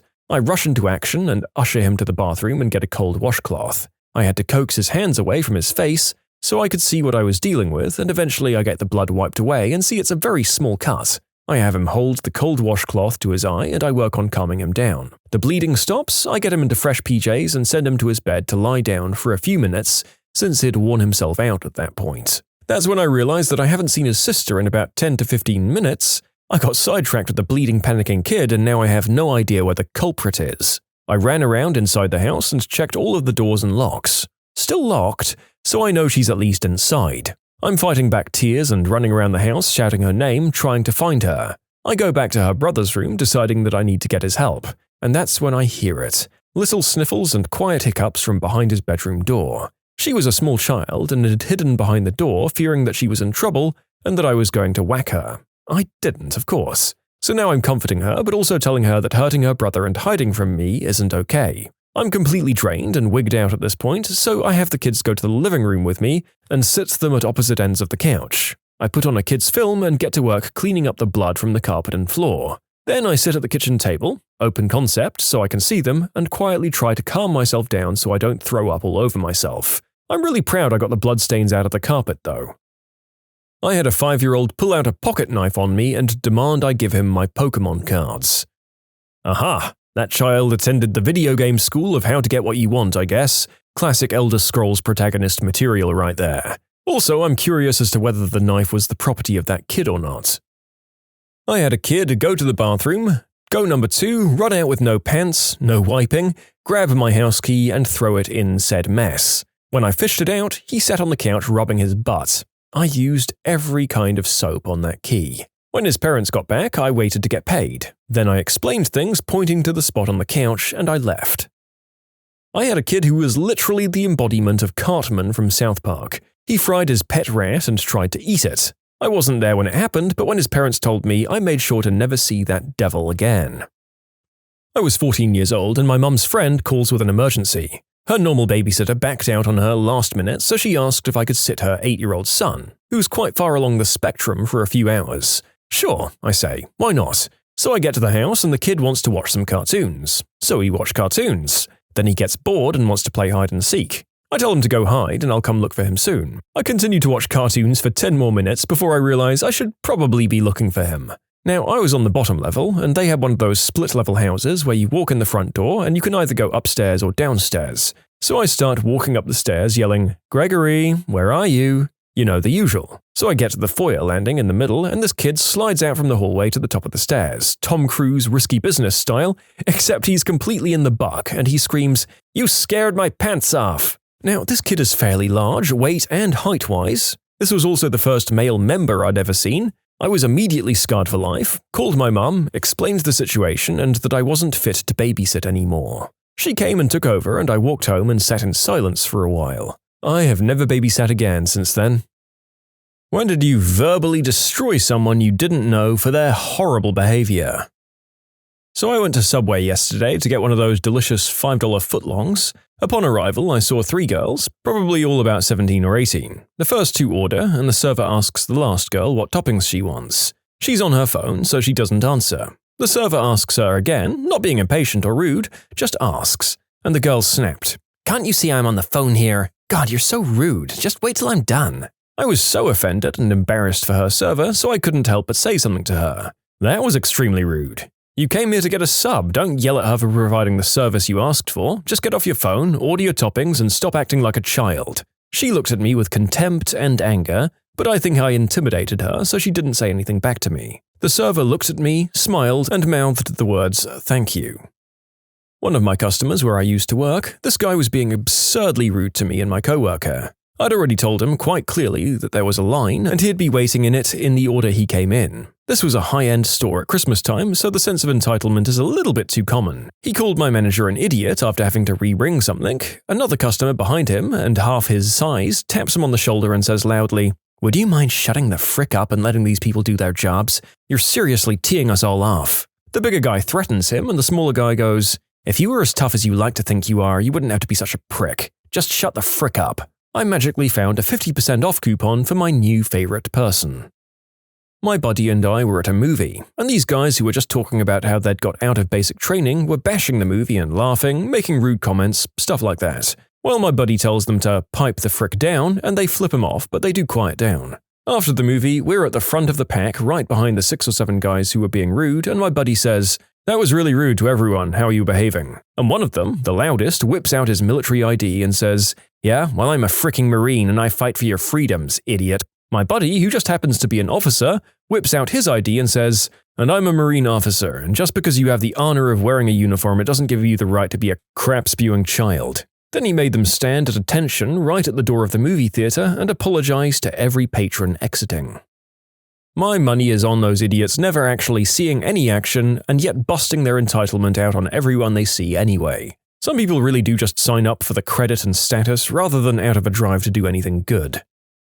I used to work in the toy department of a retail store. The Leapfrog laptop had just come out and they were really expensive. So I was straightening shelves and I noticed a kid just wailing away on one of these laptops. Their mum is nowhere to be found. I approached the kid and asked him nicely, "Is that how you play with your toys at home?" The kid gave me a sheepish, "No," and placed it back on the shelf. I was feeling pretty good about myself at that point when the kid's mum came out of nowhere and very rudely told me that I had no right to speak to her child that way. I calmly looked this poor excuse for a mother in the eye and said, "Ma'am, your son was about to break a $150 toy.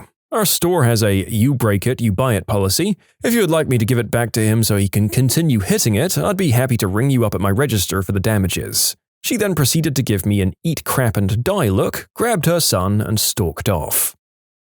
In college, my friends and I were sitting at a table, and behind us was a kid sitting by himself. I'll admit, he looked a little bit like a cliché D-bag. Popped collar, gelled hair, super tan, all the stuff. A group of kids in the same area had been laughing and talking loudly about his general fashion sense for a while now, though. Eventually, one of the girls got up, walked over, and proclaimed loudly, "I'm sorry, but I have to help you out because you look like a total—" She used a slur for a gay person. Then she pulled his collar down. The kid sat there in disbelief as she walked away and his eyes started welling up. I was infuriated and walked over to her table. In the most conversational tone I could muster, I said, "Oh hey, do you know that guy?"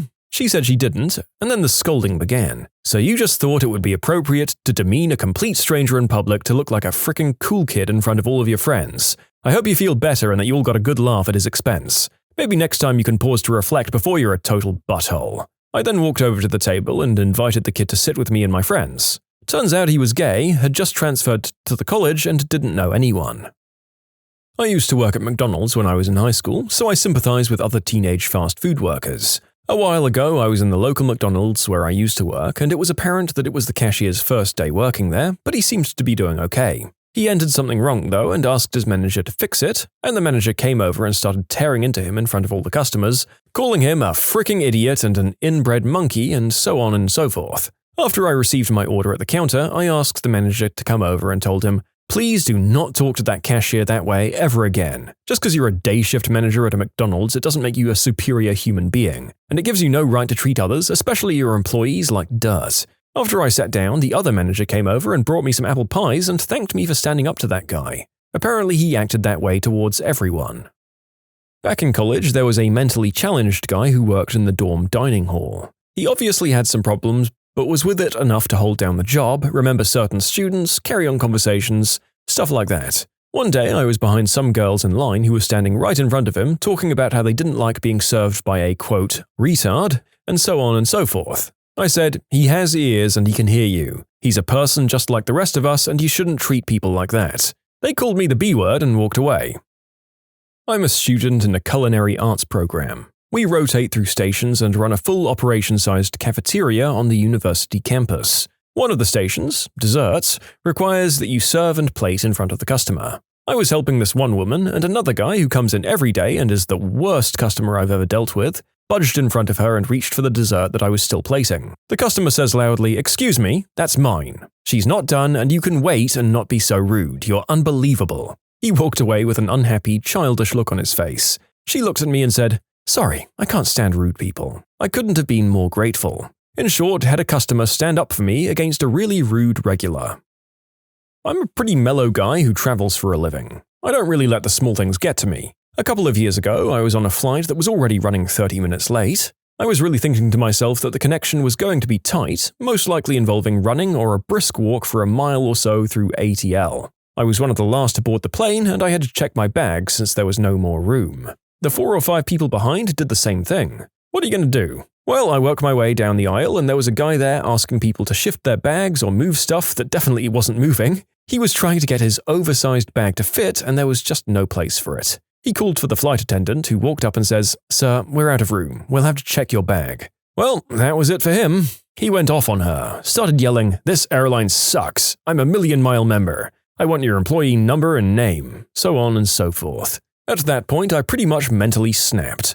I felt horrible for the flight attendant who was just doing her job, and this guy spent 5 minutes making a butthead out of himself and burning up time that we could have been airborne in. People were gawking, looking away, cringing, and overall just hoping he'd stop so that they could move on. I just yelled, "Shut up! Shut the hell up!" At this point, I was shaking with anger, and then I went off. "Take your bag to the front of the plane, check it, and stop with this insanity. You are what is wrong with air travel. Your sense of entitlement makes me want to puke. If you're a million-mile flyer, you know the rules of flying. You know how this works. Why punish everyone else on this flight? You've insulted this lovely flight attendant, and you've made everyone on this plane uncomfortable with your little show, and I'm now another 5 minutes late for my connection. I want you and your little Napoleon complex issues," he was about 5'5", "to shut up and sit down. Do we have a problem?" He started spluttering and looking all flustered, but didn't say a single word. Somebody at the back of the plane started clapping, and soon the whole cabin was applauding me. I just sat down and waited while everyone clapped,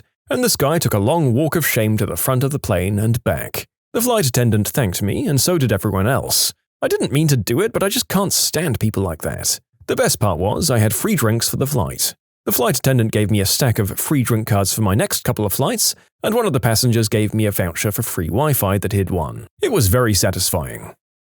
This one is straining the edge of plausibility a little bit for the narrator, but I do hope that it happened. In my experience, entitled people generally feel completely justified and have no problem arguing that they should be given special treatment for some reason or other, if they don't resort to tough guy crap. But it's not impossible, and it's the kind of thing people would clap for, so here's hoping. I have worked at Chili's for about 5 years now. There have been so many experiences with rude people that I've lost count, but this was the worst one by far. I'm waiting tables about this time of year, graduation time, and I've got a party of 25 call ahead at about 7, and they say they'll be arriving in 30 minutes. We set the table up for them and we're anticipating their arrival. They actually ended up showing up about an hour and a half later than they said they would. We'd since broken up the big table and set other smaller parties there. They arrived and were angry that their table wasn't ready for them, and the really soft-spoken, sweet host that was working that night simply explained to them that they thought they'd chosen somewhere else to go since they hadn't come sooner. The lady that was speaking to the host immediately burst out saying that we should have known they were still coming, and that she knew Chili's was a terrible idea and that we're all awful at our jobs. The host, almost in tears, says that she'll set up another table for them in a closed section and that I'll be taking care of them. I should also mention these same people come in all the time.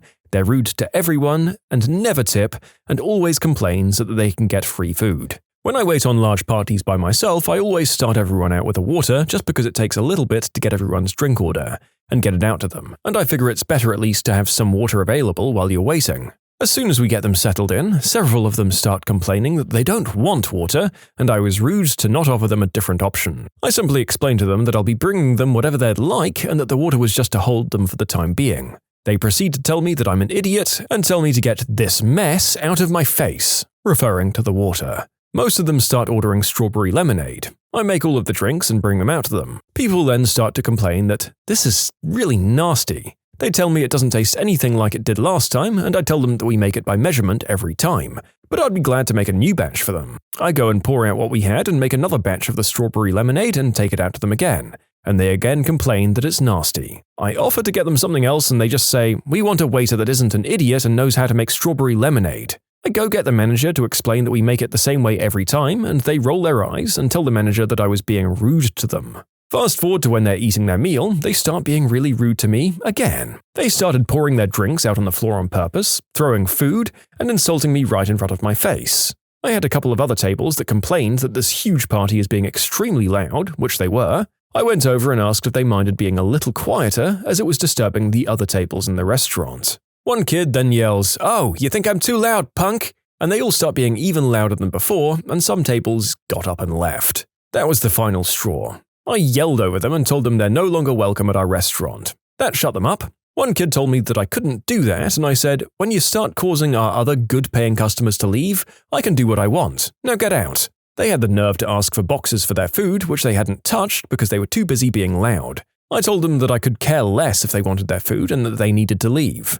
My manager and I stood at the door smiling, watching them all walk out. One girl told me I ruined her graduation party. I informed her that she had no class and got what she deserved. A few of them stayed and talked to my manager, begging him to allow them back because it was their favorite place to eat. He told them that they cost the company money when they came in and that they were never welcome back. I haven't seen them since. 100% improvement.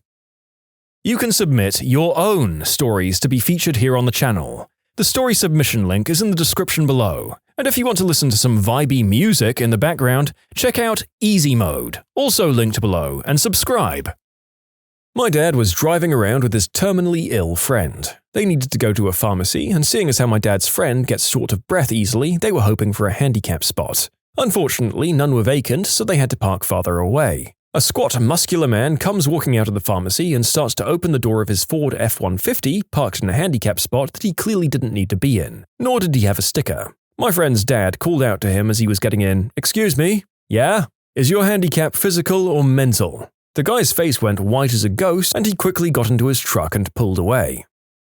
I was at the grocery store on my lunch break. This older woman, who had some obvious mental and emotional problems, was walking up to a checkout. She went to take her salad out and it opened up and just went everywhere. So she starts crying and saying how she can't afford to buy another salad and apologizing for the mess. A clerk and I went over and started helping her. The clerk tells her it happens all the time and that they won't charge her, but the woman was still visibly upset and continued apologizing and crying. Then I hear two 40 to 45-year-old women, with their hair all done up, expensive clothes, I'm sure you know what I'm talking about, giggling and having little laughing outbursts every time the old lady says something.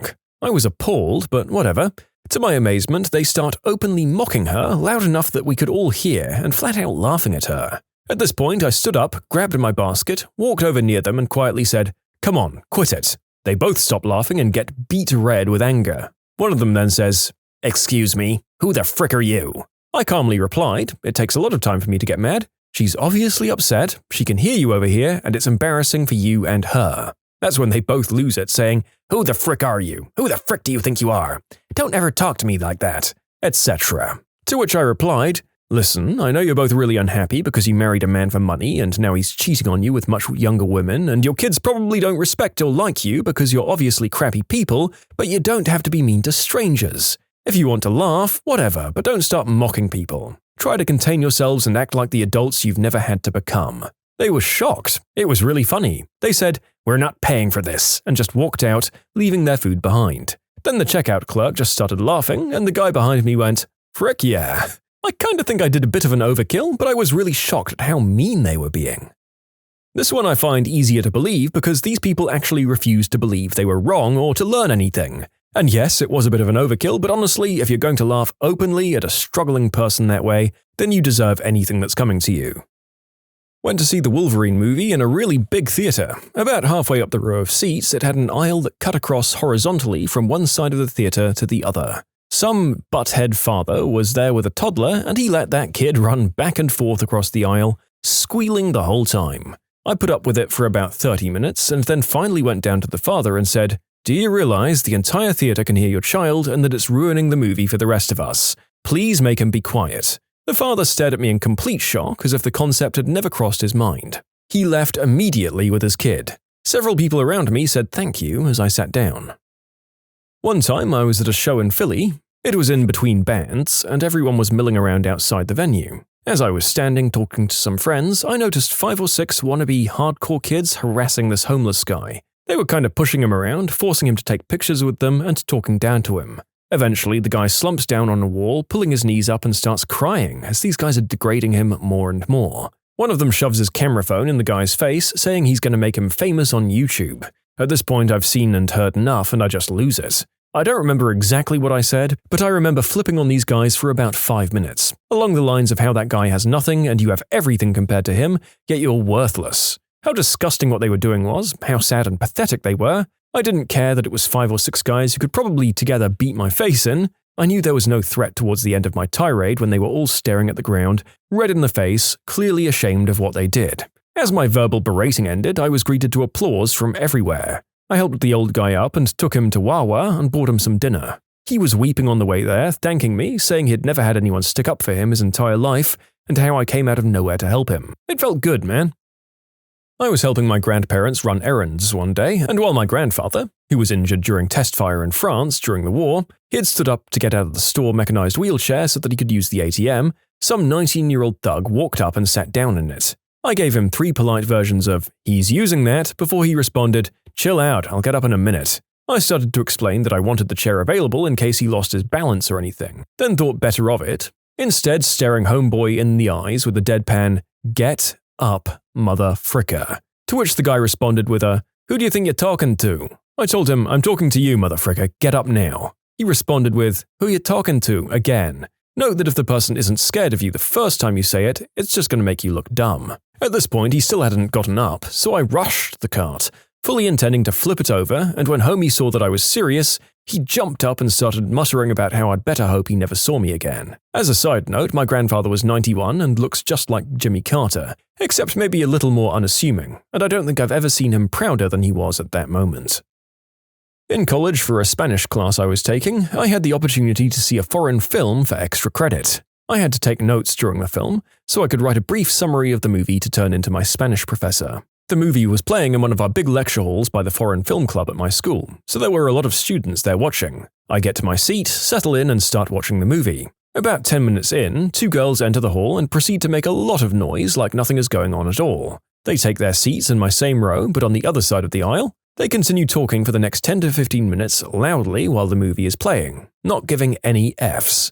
I can tell people around me are annoyed with subtle ahem and groans and multiple head turns to look at the girls, but no one really does anything and the girls keep talking. Finally, I've had it. I get up and walk over to the girls and ask them in the most polite voice I could muster, as I was very annoyed, "Please excuse me, ladies, for interrupting your conversation. Would you mind shutting the frick up so the rest of us can watch the film?" I just stood there and they got very angry and left. The entire lecture hall applauded and the movie went on. There were no more interruptions and I left that place feeling 10 feet tall. It was well worth the 25 extra credit points. I once told off a customer in a retail store for being rude and mean. She had made one of my staff cry, she was so awful. The general gist of what I said was, "Do you feel better about yourself after you made the 17-year-old girl cry? Was it really necessary? Until you learn to treat others with respect, I don't want to see you in my store again. Leave before I call security." It's shocking how rude people are, and not just the younger generation. When I was working at Target in high school, I dealt with extremely rude people all the time. Usually I'd just give them the benefit of the doubt and assume they were having a bad day or something, but I've had things thrown at me while I was sitting at the customer service desk, being called a racist, screamed at, you name it. It's awful. I feel for anyone working in that environment. I went off on someone who pushed their shopping cart towards the little corrals, but it ended up going off course and hitting a parked car. They didn't bother to look or put the cart away properly. I also went off on someone who slammed their car door into the parked car next to them, several times, because apparently they parked too close. The lady doing the door slamming was parked over the line, and the vandalized car was dead center of the spot. I took down her license plate number, went into the store, found the owner of the other car, and let them know. What was the biggest fail a new driver has made on their driving test? I was finishing my test, and a man when I went in was yelling at the proctor. Apparently it was unfair that his daughter failed since she can't read English, so she didn't understand what a stop sign meant. Even if you can't read, you should still fricking know what a red octagon on a stick means. I had a driving class in high school that went out in groups to drive. One kid didn't know how to turn off a turn signal. He didn't know that you can flick it off with your hand. After he made the turn, the signal was still on, so he began wildly jerking the wheel left and right, trying to make it stop. My brother taking his driving test. He put his hand on the passenger headrest to brace to look backwards while reversing, and his hand slipped off the rest and slapped the bejesus out of the driving instructor, breaking his glasses and leaving a perfect red handprint on his cheek. He still passed! One of my driving instructor's other students, a 16-year-old girl who went into labor during the driving test, and the examiner had to drive her to the hospital. My driving instructor told me about a previous student who drove directly over a very large mound of grass kind of roundabout. Apparently the examiner wouldn't even let them drive back to the test center, took over the driving for them. My ex failed after the examiner said, "Straight over the roundabout." Well, she drove onto the roundabout and was also failed for not indicating to oncoming traffic when she left the roundabout. My dad was an examiner for a while. Once a girl froze during the test and stopped on railroad tracks, and a train was coming. Not real fast, but fast enough that it might not be able to stop. She wouldn't hit the accelerator as she was frozen in fear, especially after the train blew its horn right into the window. My dad had to put his foot on her side and hit the gas to get off the tracks. And this is one of the reasons why in Germany, the cars for the driving instructors have a gas and brake pedal on the passenger side as well. If the instructor hits one of those during the test, a buzzer goes off, so the examiner in the back knows that the instructor had to intervene. Needless to say, this is an instant fail. Honestly, I thought this system was standard all over the world. Also, we're really just not that much better than those goats that freeze when they hear loud noises, are we? Maybe it works in nature, but it's a real evolutionary flaw in our modern world that we decide to lie perfectly still in exactly the path of this thing that will definitely kill us. My tester told me something I'll never forget. He was driving with a girl and testing her. Here in Arizona, and probably everywhere in the US, the examiner isn't allowed to say anything that isn't a direction, like turn left. Of course, this doesn't work if the driver is a little slow. During the test, she pulls up to a stop sign. She's the first one there, but another car pulls up to the left. She waves them on. Not entirely wrong, but she should have gone first. Not a huge deal, though. Then it happens again. Mind you, she hasn't moved through the intersection. Rather, another car has approached, stopped, and been waved on. There are now 1 or 2 cars behind her. Eventually, there's a huge backup of honking traffic and a small trickle of cars crossing through the intersection in front of her. She finally turns to the instructor and says, "Why are they all mad at me? I have a red light." And that's the story of how a small point deduction failed someone's driving test. Not the examiner, but I was involved. I was driving my regular vehicle into the parking lot of a CDL-only driver facility to renew my CDL. As I was making a right into the parking lot from the public road, a semi-tractor trailer comes flying out of the lot into my right-of-way. I avoid by pulling off onto the grass. The trailer continues onto the road but crosses directly across into the parking lot opposite. I get off the grass, park properly, grab my things and walk into the facility. I was angry, but I wasn't hit, so I wasn't going to go after the guy and cause a fight. About 3 minutes later, a driver examiner walks in screaming about this idiot who's never getting his Class A as long as she lives, and whoever bought him here better not ever let him try again, and needs to go across the street to collect the vehicle and the sorry excuse for a driver. So yeah, I nearly got taken out by a newbie truck driver. I wonder if he ever did pass or if she was truly able to permaban him. Not me, but my driving instructor said a student failed when they forgot to put the car in drive. Did pretty much everything else right, but they were pressing on the gas and were confused as to why they weren't moving. I actually forgot to turn the car on when I first went for my test. I was using my instructor's car and he'd always have it on already when I drove it, so I wasn't prepared, clearly. I still passed, though. I was the new driver. At the time, I read about a new law where drivers could run a stop sign if the driver could see that the intersection was clear. This was considered a rolling stop. I went to my test, drove a stick fluently, rolled through a 4-way stop, and the instructor freaked out. That was a 4-way stop. Well, there's a new law to save gas when you're allowed to roll through a stop if the intersection is clear. It was passed in October. It was clear, so I rolled through. Satisfied, the instructor scribbled something on his clipboard. I passed and went back to work. Told the guys that the dumb instructor didn't even know about the new rolling stop law. My colleagues looked aghast. That's not a law. They proposed it in October, and it got shot down. I can't believe he passed you. Whew. My cousin took a turn too fast in Lake Country and flipped the car completely upside down on his first test. Did he pass, or did he get a driver's permit for Australia? I was T-boned by a lady running a red, and I failed. I mean, if you can't complete the test, they can't exactly pass you, even if it's not your fault. There was a big panic and scrambling on the day of my road test. Apparently, a young woman completely blew past a stop sign and got T-boned by a school bus. The girl was hurt, but since it was the examiner's side, they were in a critical condition last I heard. Safe to say she instantly failed. I mean, if the instructor dies during the test, can you really fail? Technically, the only witness to your driving is dead. In college, I had a fraternity brother who was stopped by the police for suspected drunk driving. The driver got out of the car as the police officer approached the car. It's a big no-no in my state. The driver immediately fell to the ground and passed out. He was arrested and the car was impounded. The fraternity's faculty moderator was an attorney and professor. He represented the driver in court. He was acquitted because he had neither failed the sobriety test or breathalyzer, nor did he refuse to take it. This gem is from my examiner. Said the worst he's ever seen was a girl who thought it would be a good idea to try to outrun a train. He told her to stop, and she said no, she's fine. The barrier hit the top of her car and insta-failed after she bottomed out the suspension while speeding. On my test, I passed pretty easily, and when the instructor told me to pull over at the end of the course, she motioned towards a spot with a fire hydrant. Thinking it was a final gotcha, I said, well, there's a fire hydrant there, so I'll go to the next stop. She didn't care, it wasn't a test, but as soon as I parked 3 cars up, a presumably failing testee rear-ended the car I would have been behind at around 15 kilometers per hour. No one left in an ambulance, but the instructor in that car got out rubbing his neck and the car was pretty beat up. If I didn't think my examiner was tricking me, it would have been my car. I had a friend in high school who ran a red light during her exam. She thought it was a left-turn yield, and it was not. She laughed about it later and said the examiner was like, "Why did you do that?"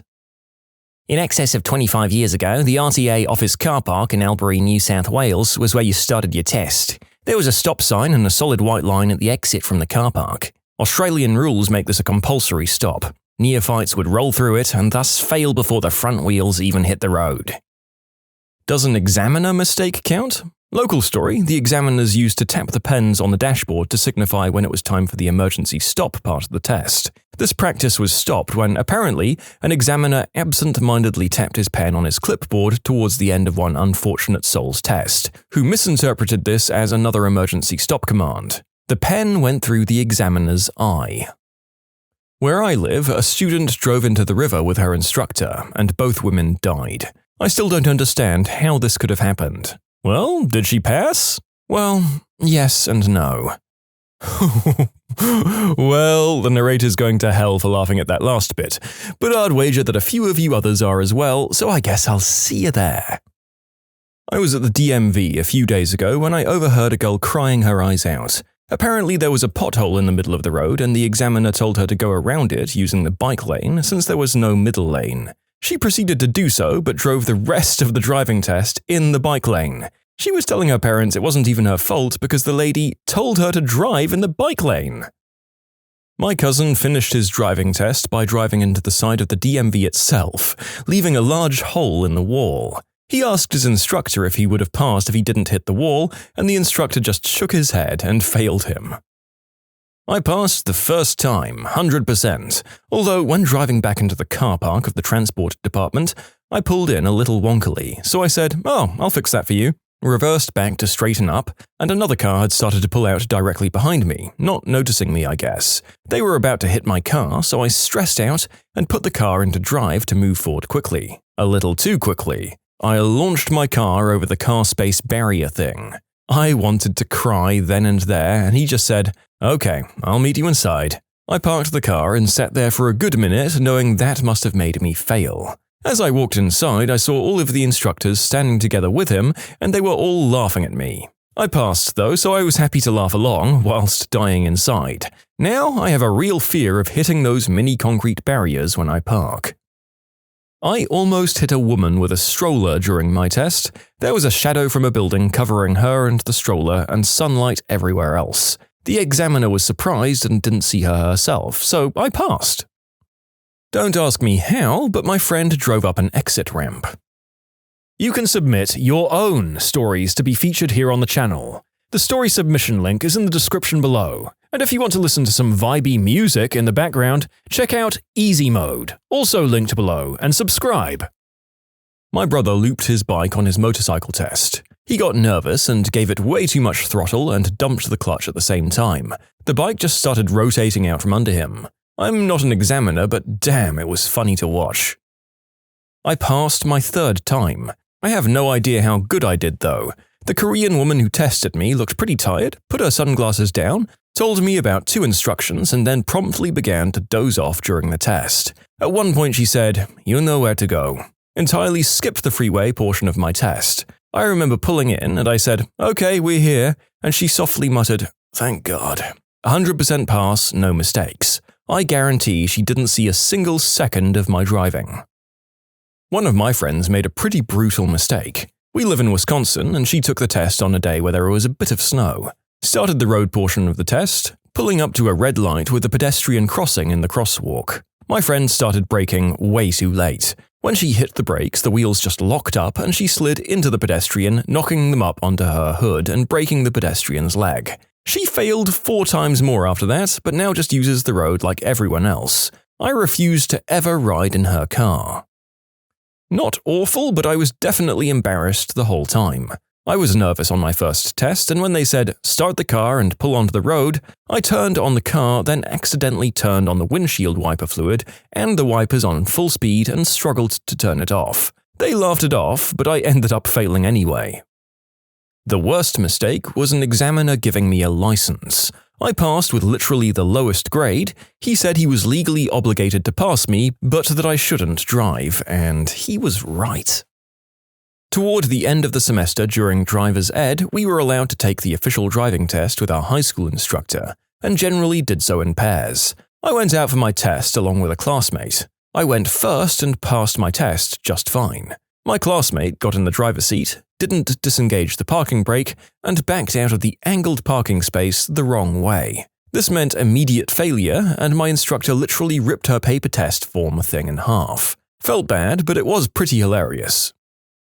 A buddy of mine was born 6 months before me. When we were 13, he bragged continuously about how much sooner he'd have his license compared to me. Anyway, I think he failed his test like 4 times. First time he bumped the curb. Second time, I don't know, but he lost his crap at the instructor. It was the same guy testing him. And then made a huge scene, then failed 2 more times after that. By the time he got his license, he was only on the road for 2 weeks before me. I failed my written test once and my mock driving school test, but I passed my first road test. My instructor said, "Well, you did great, but there's a spliff in your cup holder, so I'm going to have to ask you to try again another time." "That's not mine." "Hey, listen, I was young once too. Don't worry, you'll pass next time." My mum left her Mary J. in the car. Not an examiner, but the day I took my test 17 years ago, I was watching the other tests for tips while waiting in line. One kid just finished his test and hit a parked car pulling back into the lot. I overheard the examiner saying that just because he'd already signed the test form, the wreck was on the teenager's license and not himself. As if teenagers' insurance rates aren't already ridiculously high. In driver's ed, I was on my last observation. The guy got in the car and told the instructor he's colorblind. No big deal, wait for it, and that he couldn't rotate his back or turn his head to look for oncoming traffic or pedestrians or people in the other lane. I guess it was genetic because he seemed fine. He had to turn his entire body to see anything. But the driving instructor was cool with it. They had to do all the looking out for the guy. I was scared though. I bet the one with the best answer is no longer here with us. F. The narrator is hitting F and also paying respects. Yes, it has occurred to me that there's definitely a non-zero number of people who've likely died during their tests, which is a sobering thought. Honestly, being an examiner must be a relatively high-stress job now that I think about it. This happened during my test. I just gotten into a little Hyundai as my first car to take my test in, as my mum drove a massive SUV. We hadn't driven it much or anything, but we decided it would suffice. We had to drive about 45 minutes to the testing facility as we lived out in the middle of nowhere. So here I am, 16, nervous as heck, in this new car that we just got, on roads I don't recognize. My instructor had me drive on an old country road where the speed limit was 55 miles per hour, the fastest I'd ever driven. All was going well until I noticed smoke billowing out of my driver wheel well. My car was on fire. Something had bounced up into my tires and burst into flames. After the whole ordeal was over, the instructor passed me despite not completing the maneuverability part of the exam. The cool thing was that the car was totaled due to the fire, and I ended up getting another, way better, non-exploding vehicle. I managed to stall the car on top of a roundabout. Luckily, it wasn't a proper test, but just my dad with a printout of the assessment rubric. It did mark the end of his attempts to teach me how to drive a manual before an automatic. He then did the sensible thing of teaching me the skills required to drive an automatic, then put me back in the manual to learn how to do that without also having to panic about the driving part. I drove across a 6-lane highway because I assumed they all had a stop sign. My examiner nearly crapped his pants. And no, I didn't pass, but I did the next time.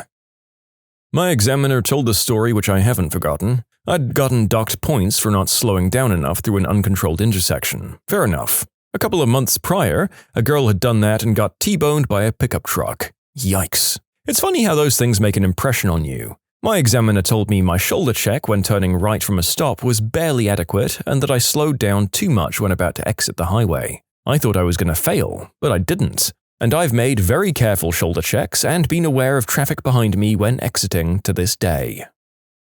This is kind of the opposite. Me as the student, but the driving instructor grabbed my wheel on numerous occasions, and on one occasion she grabbed it and was yelling at me to turn into the left lane, which I was doing. However, I was waiting for the driver to get out of my blind spot, and she kept forcing the wheel left as I fought right, and she only let go once the other driver honked at us.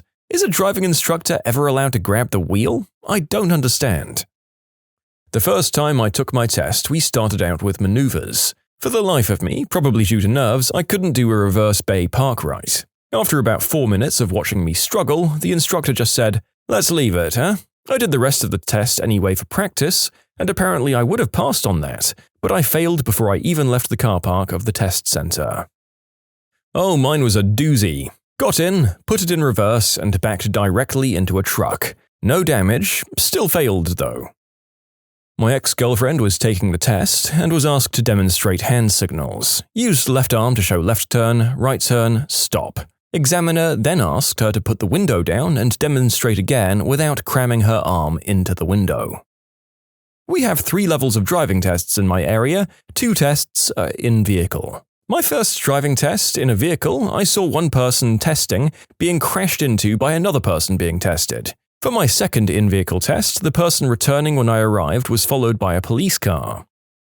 Not an examiner, but my friend once got into an accident during his driver's test. He got confused about a 4-way stop, stopped in the middle of an intersection, then didn't want to get hit by a car coming at him, so he reversed into the car behind him. Whoops! I honestly did pretty well on my whole test and made it all the way back to the DMV. The final test was pulling into a parking spot. The DMV in my city is part of a strip mall with a restaurant directly to the left of the building with outside seating. There were so many open spots and I chose the parking spot right in front of a group of people eating lunch. I rammed right into a guy in his chair that was sitting a couple of inches from the curb. Failed immediately and the examiner lost their crap on me for a solid 5 minutes on my birthday. I waited till the next month to retake the test in the next town over, as it's less busy on the roads and I felt like I couldn't show my face at the first DMV. I walked in, gave my name, and immediately the examiner goes, "Oh my gosh, are you the girl who hit someone in their chair?" I was so embarrassed, but thankfully I still passed. I was the examiner and I was giving this kid his driving test for the second time. We were driving down a 4-lane highway. Now it's my job to make sure he knows how to safely and properly change lanes. When I looked, this kid had plenty of space. I tell him to change lanes. He swerves over without barely a glance, and at this point a car had come flying up out of nowhere. Well, he changes lanes and the car apparently swerves to avoid him. The next thing I see is a car flying through the air across the 4-laner and landing in someone else's yard from behind us. He panicked and I kind of freaked out too. The driver was okay and the person whose yard it was freaked, but it was okay too. By some miracle, that car managed to not hit another car. Needless to say, the kid didn't pass. Again. I think he took the test 2 more times before he finally got it. Scared the crap out of me. There was also a brother and sister who nearly killed me twice in less than 20 minutes. One pulled out in front of a rollback who barely slammed on the brakes in time to not hit us, but I could count the bugs in the grill. The other turned in front of an 18-wheeler. Good times. Good times. This was a high school driving course. Was driving on a back road when my teacher said, "What are you doing?" in the calmest voice. I said, "What do you mean?" Turns out my dumb butt was driving on the wrong side of the road for like a whole minute. Luckily, the road was empty or else that conversation would have ended a lot differently. Funnily enough, I still got my permit at the end of the course. My cousin's girlfriend at the time thought that you could make a left turn on a red if clear. Needless to say, she immediately failed, and the guy was so freaked out he drove back to the DMV for her. How did you talk your way out of getting killed? I'm 19. First time in Europe, started in Italy visiting relatives, and on the first night I went out for a walk. A group of guys looking like trouble pushed me around and then showed me their switchblades, demanding money, which I seemed to obviously have since I stood out as a foreigner by my clothes. Except all I had on me was 20 euros and a Johnny. Because I was so naive from hearing how easy it was to get tail in Europe, I was expecting local girls to just see me and approach me to get busy. And I explained as such to these guys in my broken 1960s Italian gleaned from my parents. They laughed their butts off and wished me luck. Cousin with mental health issues threw a table at me but missed. He grabbed the leg and put me to the ground and shouted, "I'm gonna fricking kill you, smash your skull." And I responded with, "If you're gonna do that, let's not do it in front of our family." It worked. I was babysitting for my cousins, aged 5 and 3. I was 14 at the time. The 5-year-old found his dad's gat and was waving it around like a toy. He was pointing it at things and pretending to blast them, not putting his finger on the trigger, thankfully. At one point, he pointed it at me and pretended to be a bank robber. I told him if he handed me the piece, he'd get the package of Oreos on the counter and we could all have some. It actually worked, and I stuck the weapon on a high shelf until my aunt and uncle came home. As it turned out, it was loaded. My aunt made my uncle buy a safe and put all the weapons in the garage after that. In short, for the love of God, don't leave your pieces where your young children can find them. No matter how much you tell them it's not a toy, they'll still treat it like a toy. Whoa, just wait a minute. That's what I said to the guy who'd just slammed me face first into an ATM and drew a blade on me as I staggered to my feet. I kicked him and ran out of the bank's vestibule. By the way, he went to prison. Thanks, ADA Heinrich. I talked my way out of getting shanked when I was being robbed. I don't know if he would have murdered me, but he definitely would have messed me up. I told him to chill and put the knife away and he could have whatever the frick he wanted. So he put his knife away and went through my crap while I just stood there annoyed. I went for breakfast with the girl right afterwards and carried on with my day. My brother was attacked in our house by a guy with a knife. My brother didn't know the guy had a blade when he put the guy in a headlock. When he whistled for Dad, the guy dropped the knife and covered his ears. By the way, my brother can whistle at about 120 decibels, louder if he's angry. So my brother pulled the guy's hand off his ear, put his mouth to the guy's ear, and just whistled as loud as he could 4 or 5 times. When my dad got to them and threw the guy out the door, he couldn't even stand up straight as his equilibrium had been completely thrown off. He's probably still deaf. Good God, your brother has a whistle with more percussive force than a shout? Honestly, I know I should be focusing on the life-death angle, but this is insane. He flashbanged someone just with the force of the air coming out of his mouth. That's some X-Men crap. I was accosted by a young kid with a Glock. He couldn't have been more than 13. I can't remember the exact conversation, but basically he looked at me and said, "Give me everything you have and I'll let you go." I wanted to freak out, but something in me said to remain calm. I said something like, "Is that a real piece or an airsoft?" And he pulled out the clip. Sure enough, it was real, surprisingly. I said, "Look kid, I don't have anything but $5 in this crappy phone that isn't really going to get you anything.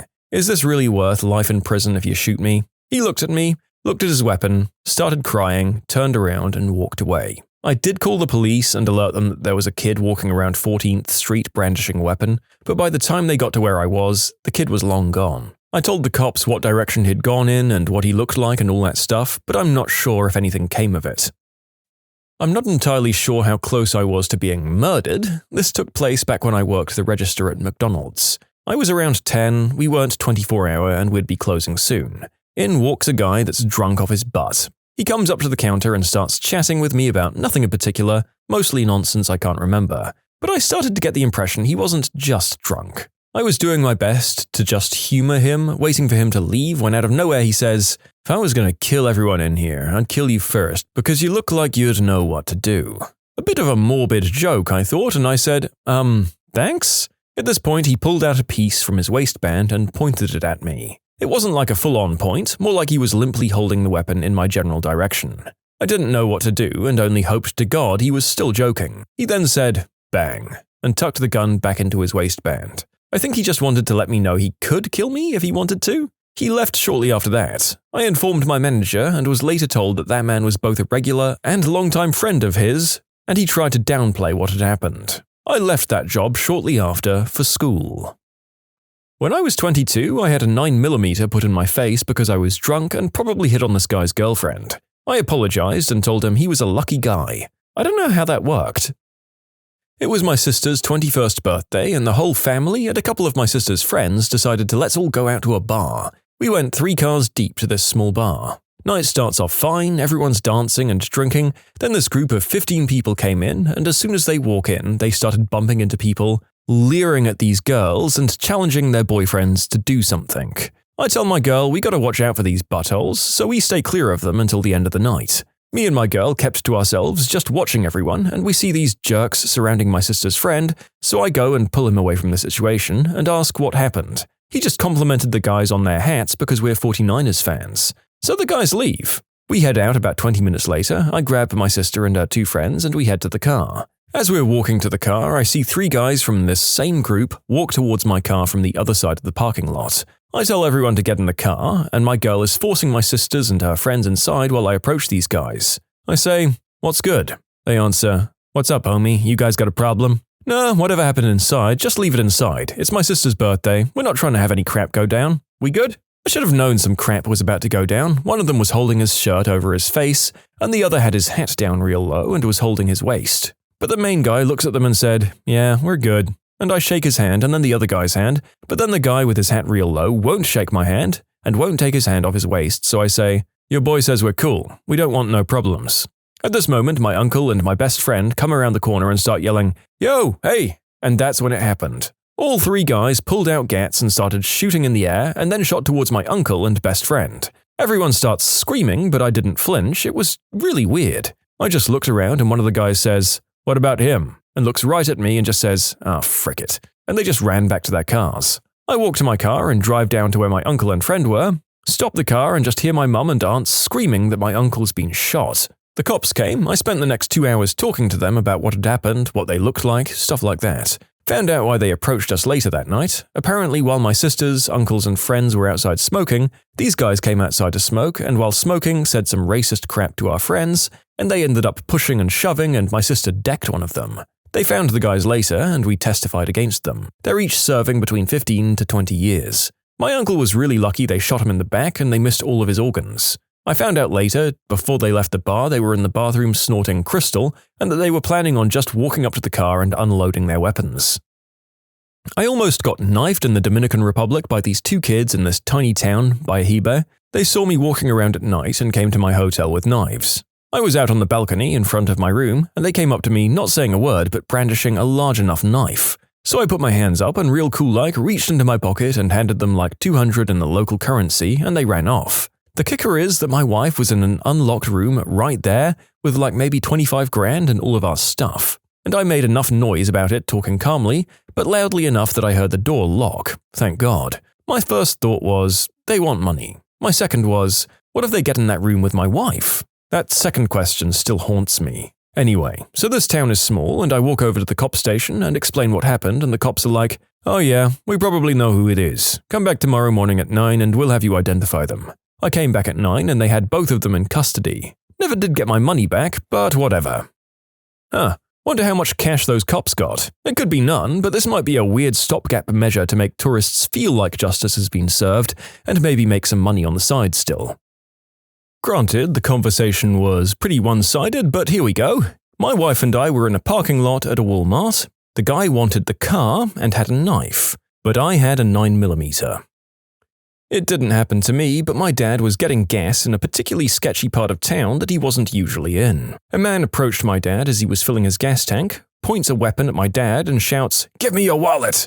Instead, my dad pulls the gas nozzle out of his truck and sprays the guy. At the time, my dad smoked and pulled out his Zippo lighter and began to strike it. The best part is that the robber called the cops on my dad for trying to light him on fire. In the end, my dad got away with nothing, and the other guy got hauled away in a cop car. My friend's mother was bringing in the groceries. As she was walking the bags up the stairs, she turned to find a man who'd snuck into the garage after her car, pointing a rifle at her. "Shh," she said with a finger to her lips. "You have to get out of here. You're going to be in big trouble." He looked around, panicked, and ran. You can submit your own stories to be featured here on the channel. The story submission link is in the description below. And if you want to listen to some vibey music in the background, check out easymode, also linked below, and subscribe. My dad was about 25 at the time, probably 35 years ago now. He lived in a bad neighborhood, and after getting a packet of cigs from a 7-Eleven, he was sitting in his car for a second and a young guy came up to the window with a gat. To my dad, he said, "Give me all your money or I'll kill you right here, right now." Dad said, "Look, I have $30, and frankly, that frickin' money is mine. You're gonna have to kill me for it. Is it worth the blood of a human and most likely life in prison for $30 fricking dollars?" He said the guy had this sort of, well, whatever, attitude about it, and gave him a goodbye tap on his car like he just came up to say hello, and walked away. He said the guy was real casual about it, oddly so. He didn't sleep well for a few months after that experience. I was walking home from work at a pizza place. Two guys approached me wielding knives. I'm wearing headphones, so I can't hear what they said, but I assume it had to do with them taking my stuff. I threw my pizza box at the first guy frisbee style, threw my drink at the second guy normal style, and took off running. Didn't talk my way out except for the "oh frick" when I realized what was happening, but it was still crazy. I don't know if this counts, but I was alone by a lake one evening a few years ago. Insects were humming around, their wings glistening in the fading sunlight, and fish swam near my feet. It was super chill, and I've rarely felt more peaceful. Until someone moved in the bushes. Now, normally, I would have ignored this. People came and went from this spot fairly frequently. It was a popular makeout spot. But something felt off this time. The person was taking too long, like they were trying to be quiet. I thought maybe it was a couple messing around, so I got to my feet and started to leave. As I turned to the exit, a man stepped from the bushes. He had a metal rod in one hand and a cord in the other. My first thought was he was just collecting trash. But a second later, before I could even register why, I was suddenly viscerally angry. I wanted to hurt this man more than I've ever wanted to hurt anyone before. I think he saw the crazy in my eyes or something though, because he hesitated and forced this weird smile. I was unarmed, but I slowly reached around my back like I was putting my hand on a weapon, and he moved back into the bushes. A few moments later, he re-emerged empty-handed and asked how the fish were today. I said good, flashed a smile, and left. In short, I crazy-vibed a suspicious stranger into small talk. He might have only been there to spearfish, looking back on it. Nearly being murdered is maybe a bit of an over-exaggeration, but I was surrounded by 10 skinheads with baseball bats once. They were known to sometimes just beat the crap out of people for fun. But I was drunk as frick, so I just laughed all the time while they did stupid stuff like pushing me. Then they'd had their fun and they let me get into my taxi without beating me up with their baseball bats. This isn't actually my story, but my boyfriend's. Some men broke into his childhood home while he, his brother and mother were all there and made them get on the ground asking where someone was. Turns out the neighbor was a substance dealer and they got the house wrong. They threatened his family but then figured out they were in the wrong house and left, stealing the house's wireless landline. Oddly enough, they didn't take the cell phones.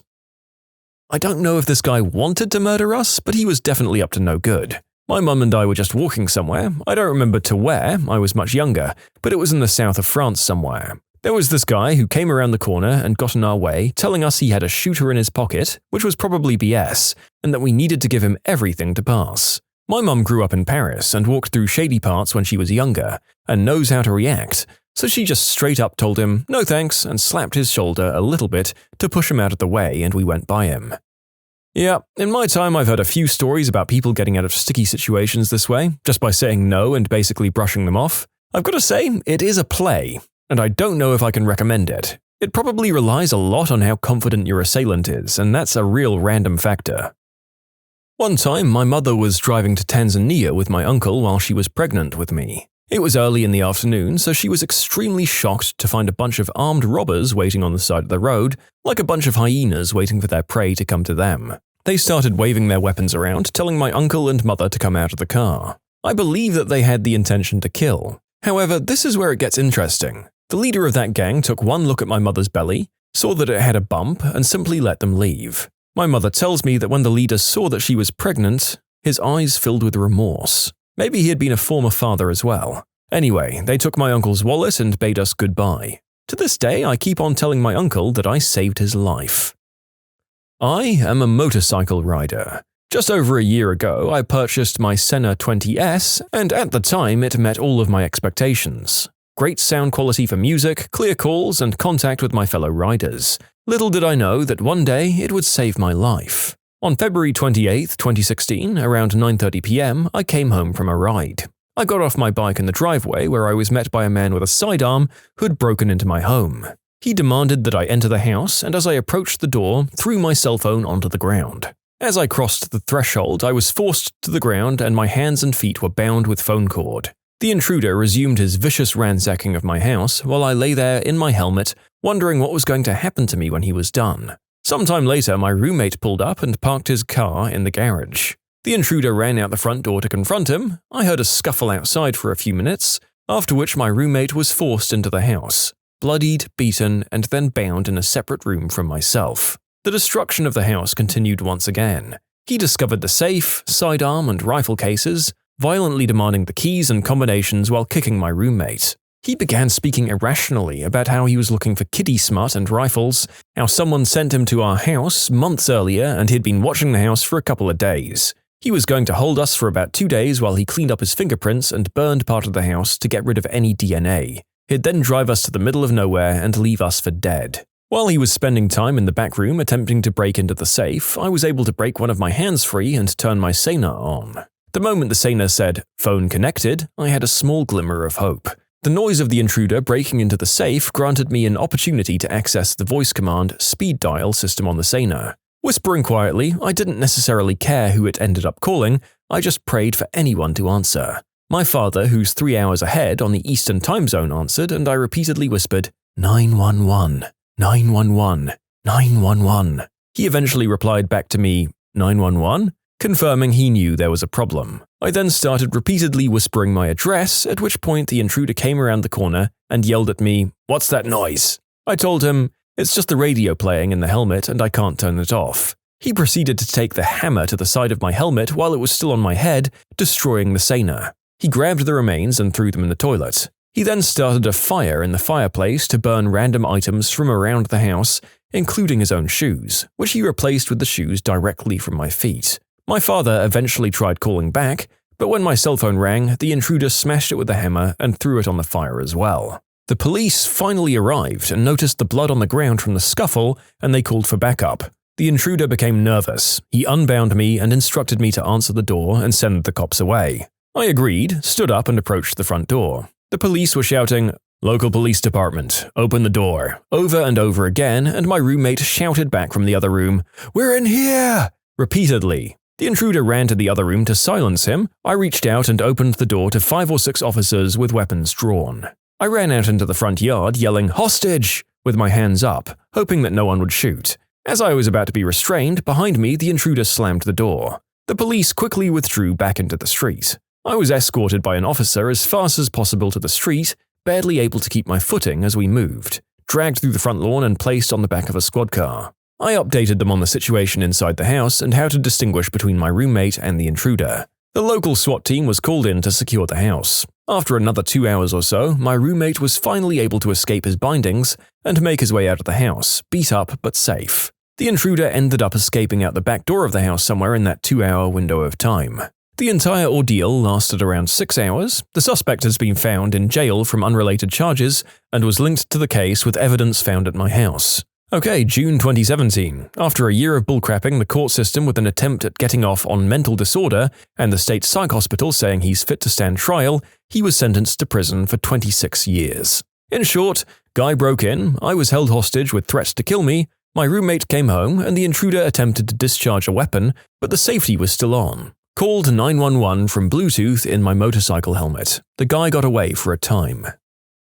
I don't know if this guy was going to murder us, but it was super sketchy. My mum and I were walking back from a baseball game one summer after I got back from college. My mum had had a few, so I was driving. On the way back, some sketchy dude started following us. I took a turn towards our car in the parking lot and he started muttering things. I told him to go away, but he ignored me. I gave my mum my shirt that I got at the game and told her to run to the car. The guy then lunged at me after she took off, so I body slammed him and he landed on his butt. I ran to the car, locked it, and we flew out of there. That was a scary yet exhilarating moment, and we just drove home after that. I live near a pretty bad city, so things like this are expected, so we saw no point in calling the police or the stadium security, but it was frightening nonetheless. What are some dark mind tricks that actually work for manipulators? Silence. If you want to know something, ask the question and then just wait. People want to fill the silence and will talk and talk.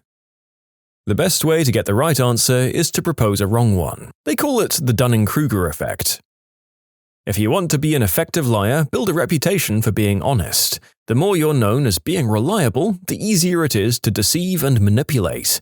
It's not terribly complex, I know. I acted like I couldn't lie because of this trick, and now I actually can't lie. Crap, I went in too deep. One that I've found effective when someone's being rude to you is to stay completely silent and stare at them. It'll make them feel incredibly uncomfortable and they'll usually act civilly after a few moments. As a disclaimer, don't do this to people who are exhibiting aggressive behavior or whilst in an unsafe, non-public environment. That won't work on the local thug in the street and will likely cause you harm. This is a tactic meant to be used on otherwise mature adults in a safe environment. Staring at people's foreheads irritates them quite a lot. If you talk good behind people's backs, it'll get them, trust me, it'll get to everyone. I do this all the time. Just wait till those chumps find out that I actually like them and genuinely wish them well.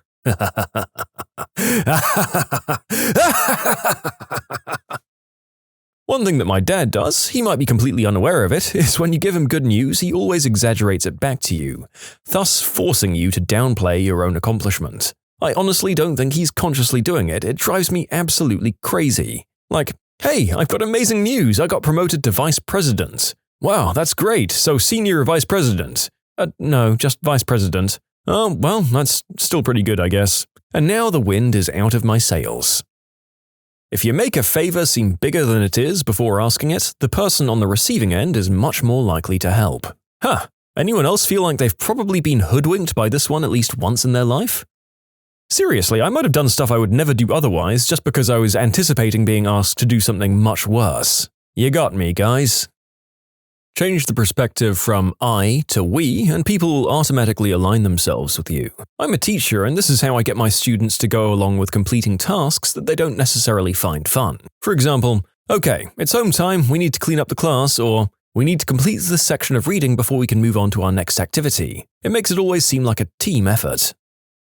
If someone doesn't want to give you specific information like tuition costs or hours expected, give them an example that's completely unreasonable. They'll usually immediately give you an exact number and feel embarrassed for pretending not to know. So I'll say, so how much does your C++ course cost? And they'll say, it really depends on what your goals are. Don't you have a beginner's course? Can you give me a price range? We can work with you to fit your individual needs. Okay, so is it like $10 for access to all your courses, or oh no, we have a subscription for $99 a month. Or you can buy the beginner's course for $120. Not useful very often, but it works every time.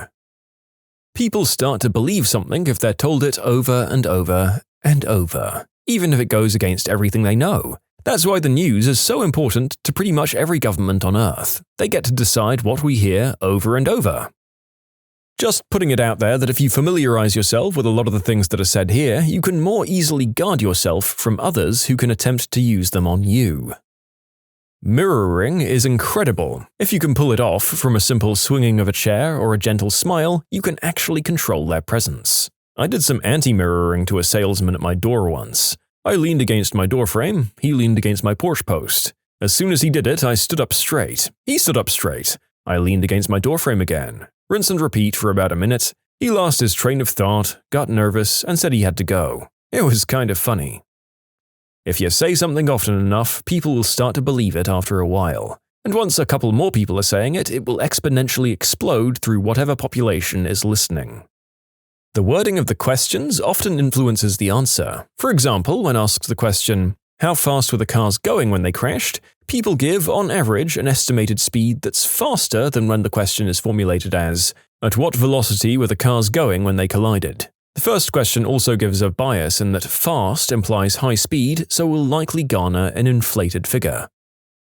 I have a fun one. Working in retail, I've learned that if you hand someone something while they're talking, they'll take it, put it in their pocket or purse or whatever, and then have no recollection of you ever having given them it. It's worked on every person I've tried it with. And no, I didn't make anyone shoplift, it's usually their receipts, pens, or the credit card slips. Then after them talking, they'll ask for it and I'll tell them they pocketed it. But I learned this is a real psychological trick and also to wait until they're done talking to hand them something. I have a coworker who annoys the crap out of me by taking up my time talking. I'm a welder and I fit parts for other welders to finish, so there are people waiting for me to do my job, so any time spent talking slows everyone down. When he starts talking to me while I'm busy, I ask him a question, then hand him some trash like an empty soda can or a print or something. Then I start walking back to his work area. When we get there and walk in, as soon as he takes a breath or pauses, I say, "Oh, hey, let me throw that out for you." I take the trash back and walk out of his area. He never follows and he thinks I'm super helpful and friendly. People want to be acknowledged, accepted, and appreciated. It takes almost nothing to give them that, but empires have risen and fell because of it. People will be so happy that you've given it, even if they know they're being manipulated. They'll ignore the manipulation for the sake of what you're giving them. When walking in a crowded area, look where you're going and not at the other people. They'll naturally move out of your line of sight, making it quicker to move around. If you want someone to like you, ask them to do small favors for you and be very appreciative when they comply. Positive reinforcements for tasks, just like training a dog. The book you want is Never Split the Difference by Chris Voss. That crap works. Don't overuse it, though. Sunk cost. Basically, any time or effort or money that's already been expended or spent tends to be factored into decision-making, even though it shouldn't. When I met my wife, she'd always finish her drinks, even if she didn't like them, because she paid for them. I asked her, if you've already paid for them, then the money's already gone. Why suffer through a drink you don't like if there's literally no change in outcome, as opposed to not drinking it? Except not enjoying it. This is why buying a car takes so long. You spent so much time already that you almost feel like you have to buy it. You've invested time and you need to get something for that investment. And oh my gosh, I do not want to go through this again. Waiting several seconds or up to a minute to say something after someone has given you an offer or asked you for something that will make what you say next highly likely to be agreed with. Most people hate uncomfortable silence, especially salespeople. Every mistake I make at work, I go out of my way to admitting to. For some reason, that makes me more trustworthy. I do the same, and I also go out of my way to sing the praises of anyone who's helped me. Makes people want to work with you, and why not? That's who I want to work with. Be honest, don't throw people under the bus, and telegraph your thank yous, and you can ask for plenty of favors. I don't know how dark this one is. It kind of butts right up against just being honest and following the very actually good practice of giving credit where it's due. I mean, unless you're using them exclusively to hoard goodwill so you can cash it in for favors later or avoid blame for something when you finally do lie. If that's the case, you're just a long-con bad person with strange priorities.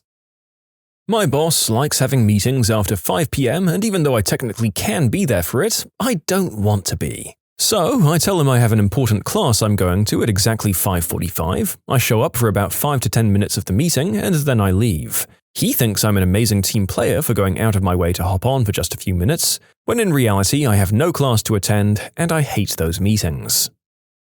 Don't react when someone is getting unnecessarily angry. It drives them crazy. Having a heated argument, ask the other person if they're okay because they're breathing really hard. They'll stop arguing and try to pay attention to their breathing, resulting in the end of that discussion. People will be more favorable to your idea if they think it's their idea. In a competitive environment, if you notice that your opponent is a beginner or showing signs of anxiety, ask them, "Are you nervous?" while trying to act as nonchalant as possible. I'll even yawn if I can. This always gets in people's heads at Street Fighter if they aren't mentally strong to begin with. I was a gymnast in college. When the younger hotshots were warming up for competition, just before warm-ups end and it all gets real, one of us would say, "Wow, that's a great trick." One question, when you're doing that insane maneuver on the apparatus, when do you breathe? It screws them up every time. When someone says the correct answer, ask, "Are you sure?" and watch the self-doubt rip their soul out. Former schoolteacher here. Giving the wrong answer online to get the correct one. Also, the Kubrick stare, with the head forward just a little bit, really makes people leave you the frick alone. Certified hypnotist here. You wanted dark, so here you go. Leading the topic by stating something you know the subject will agree with, transitioning into a restatement of whatever it is they agreed with and altering it slightly, ending with a rhetorical question leaning towards agreement. Like, isn't that right? If you're patient, slow, and careful about this, you can get people to concede or agree to nearly anything without even noticing. Number 2, and this one is incredibly frickin' simple, consistently thank everyone for very, very basic things you might not even think to thank someone for. Think moving out of the way for you, or handing you a water bottle from a few feet away. Once you make the interaction consistent enough, they will be used enough to the praise that it will be missed. Then don't thank them for 1 or 2 things, and they'll very frequently go out of their way in order to earn your thanks again.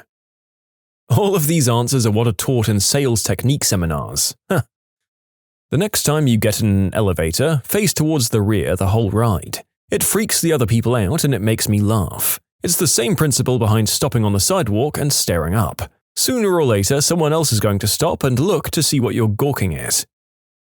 If you want to extract agreement from someone you know reasonably well, begin the conversation by talking about occasions in the past when you've cooperated to achieve a common goal. 1 or 2 examples is enough. This primes them to go along with your current proposal. You can submit your own stories to be featured here on the channel. The story submission link is in the description below. And if you want to listen to some vibey music in the background, check out easymode, also linked below, and subscribe. The power of suggestion is incredibly potent. Most people understand how this tool can affect others. For example, I had a sociology class in high school, it was that or health, and we had to build and conduct a psychology and sociology experiment and write a report on our findings. We were in groups of 4. We had free rein to do what we wanted, but it couldn't be immoral or unethical, but being the group of antisocial, rebellious teens we were, we decided to do an experiment on a suggestion. It was relatively simple. We picked 3 subjects and chose a positive and negative suggestion, and the third was our control. Now, we picked 3 people, 1 popular, 1 not so popular, and someone in the middle, the control. These subjects were picked up, so each one of the group members would have an interaction every class period for 1 whole day. For the popular girl, subject A, we decided to simply ask her if she was feeling alright because she looked pale. Unpopular male, subject B, was asked why they didn't speak up more in class and they should do it. We chose suggestions that would be counter to their personalities. Control, or subject C, was simply asked how their day was going. By the end of the experiment, subject A had gone home sick after 3 class periods. Subject B had an overall increase in participation that lasted several days after the conclusion of the test, and Subject C showed baseline behavior. Now, we did get into trouble because what we did was unethical, but the teacher was so impressed with our report that he let us slide and made us apologize to the participants. If you want to emphasize a point, no matter how small, change your vocabulary. For example, instead of saying, "I've been doing that for 8 years," say, "I've been doing this for almost a decade." All of these answers are giving me trust issues. Asking someone to do you a favor makes them like you more. It seems wrong on the surface, but it's shown to be true. So ask your boss for small personal favors every now and again. Also, if you want someone who has no opinion of you to think well of you, you can try this psychotic move. Act rude towards them. Not overtly, just some small transgressions. Then seek them out the next day and apologize for your behavior, stating that you had a bad day and later regretted whatever you did. Now that they know you, wave high when you see them. They'll end up with a positive opinion of you. The narrator would like to thank all of the psychopaths and actual psychologists who wrote in with contributions to this video on ways to look at other people as puppets to be controlled. This has been fascinating. I hope none of you viewing it use this for evil. If someone's incorrect, like you know 100% they are, but the correction would have little or no bearing on the conversation or argument, just keep it to yourself. It's not worth embarrassing or belittling them and halting the conversation. I'm looking at you, mother-in-law. This is some very good advice. I've been the know-it-all for most of my life. It hasn't gotten me anything positive. It doesn't impress people, doesn't even make you seem smart most of the time. It just makes you look like a negative person who combats everything people say. Plus, like you mentioned, it usually disturbs the conversation instead of adding anything to it. When it's actually necessary to correct someone, people will take it less seriously because you're always dramatic about everything. Don't be like me. Being quiet to allow other people more space to speak. When someone gives a brief answer, instead of responding, be quiet and see if they expound further. If they're going to say more, they will within 5 to 10 seconds. Whenever I want to help someone with something but I know their pride gets in the way or they don't want to impose, I ask them a favor first even if I don't really need it. Examples would be like asking a peer how they arrived at a solution for XYZ, and then repaying the favor by going, "You want to see something cool I learned recently?" and showing them how to do something more efficiently or correctly. Or when you know your parents' heater is broken but they insist on calling a repairman instead of troubling you, and you suddenly need to borrow sugar, but while you're over there you might as well check out that heater. People like to feel helpful and I like to give unsolicited advice. It works out. Not so dark, but humans have predictable patterns when choosing stuff at random. If you ask 100 people to pick a random number between 1 and 10, a great deal of people choose 3 or 7. Even numbers, highest or lowest, 1 and 10, and the middle number, 5, don't feel random enough. So when I play board games like Catan, or card games where others have to pick a random card out of my hand, I always put my most valuable card on either side, not in the middle, since the middle feels more random. If you answer any insult coming from a 12-year-old boy with, "your mum," they'll get insecure. I used to lead people to the bathroom, telling them I've got to go to get them out of my office, and then if they follow me into the bathroom, I'd go into the stall and pretend to go number 2. People love talking about themselves. Ask questions about their personal lives. Act interested in everything they say. I've carried on entire working relationships with people who couldn't tell you anything about me beyond my physical appearance, or incorrectly assumed that I had their exact same interests and opinions. After you get to that point, they're not really sharing information with a stranger as much as with a psychological extension of themselves. 95% of a lie is the truth. Ask someone to draw you a picture in 10 to 15 seconds. Most of the time, they'll draw a house. Wrong. The most common quick drawing subject is actually a face. Actually, I have a few that are going to change your life. If someone's standing too close to you on public transport, all you have to do is throw a handful of dried lentils. They'll be focused on collecting the valuable food and will move away. Works every time. If you see someone attractive at a party or some other event where courtship is appropriate and they're not quite noticing you, here's a good trick to employ. When they're not looking, put a handful of dried lentils in their drink. When they notice and start looking around, make sure you're able to make eye contact, then wink at them so they know it's you. They'll be grateful for the valuable food and will immediately know that you're one piping hot piece of slam meat. The last one's a little risky, so proceed with caution. Earlier today, my boss was being quite disrespectful, but not in an overt way. It was more of a subtle but deliberate undermining, careful to only be noticeable to me. This is something they've been doing consistently for quite some time now, and it's had a negative effect on my reputation and working relationships. So, here's what I did. This can be applied to similar situations, but again, please use good judgment. I threw a handful of dried lentils in their face as hard as I could. They were absolutely furious and started shouting at me, bringing out their true nature for everyone to see. I just filed a complaint with HR, and I'm laughing all the way to the bank. I used to work at a chain bookstore, and part of the job was getting all the books people took off the shelves, took to another part of the store to flip through and then left, and then put them back in their proper spot. It was a lot of work I didn't want to do. I'd get the pile, go talk to a coworker, keep eye contact, but hold out the pile of books to them while talking. Whoever I was talking to took the pile. Every time. I'd walk away before they noticed they had them. Being over-the-top friendly usually counteracts aggressive behavior. I used to have this customer who was always super rude and verbally aggressive on the phone. I started being extremely friendly to her the second I picked it up. She just didn't have the chance to be rude to me. Doesn't work with everyone though. The smarter they are, the faster they're onto you. But it's usually the dumbest people who are the most aggressive to customer support anyway. Another tip is to always be friendly to customer support. I did support for a long time. Guess which customers got the fastest help?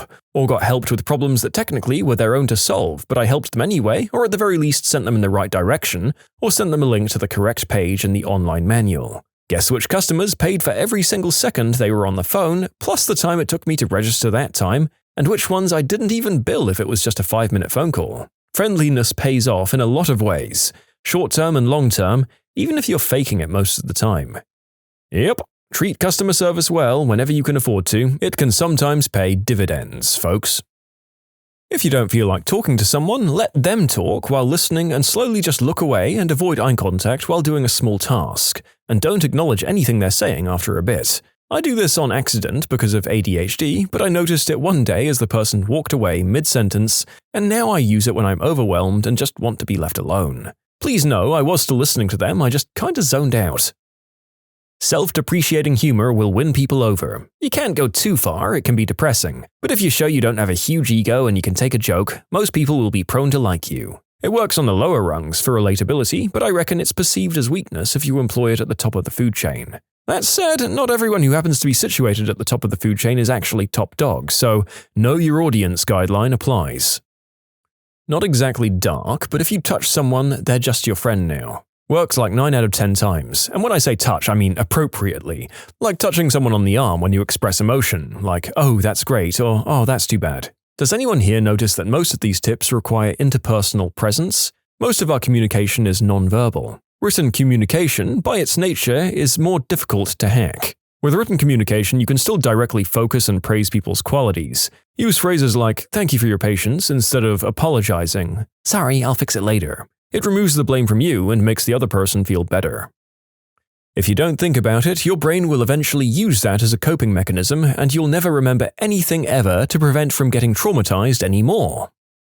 One time I was volunteering at a shelter, and this guy was creeping on me and wouldn't leave me alone. My female co-volunteer and I kept telling him to go away and that he was making us uncomfortable. I finally just smiled and said, bye, and waved. He finally walked away. So if someone's talking to you and you don't really want to talk to them, I guess instead of giving out commands, just say cordially and confidently, bye, or have a nice day, like you're assuming they're leaving, and they'll likely feel compelled to walk away. It's worked on bullies in the past, too.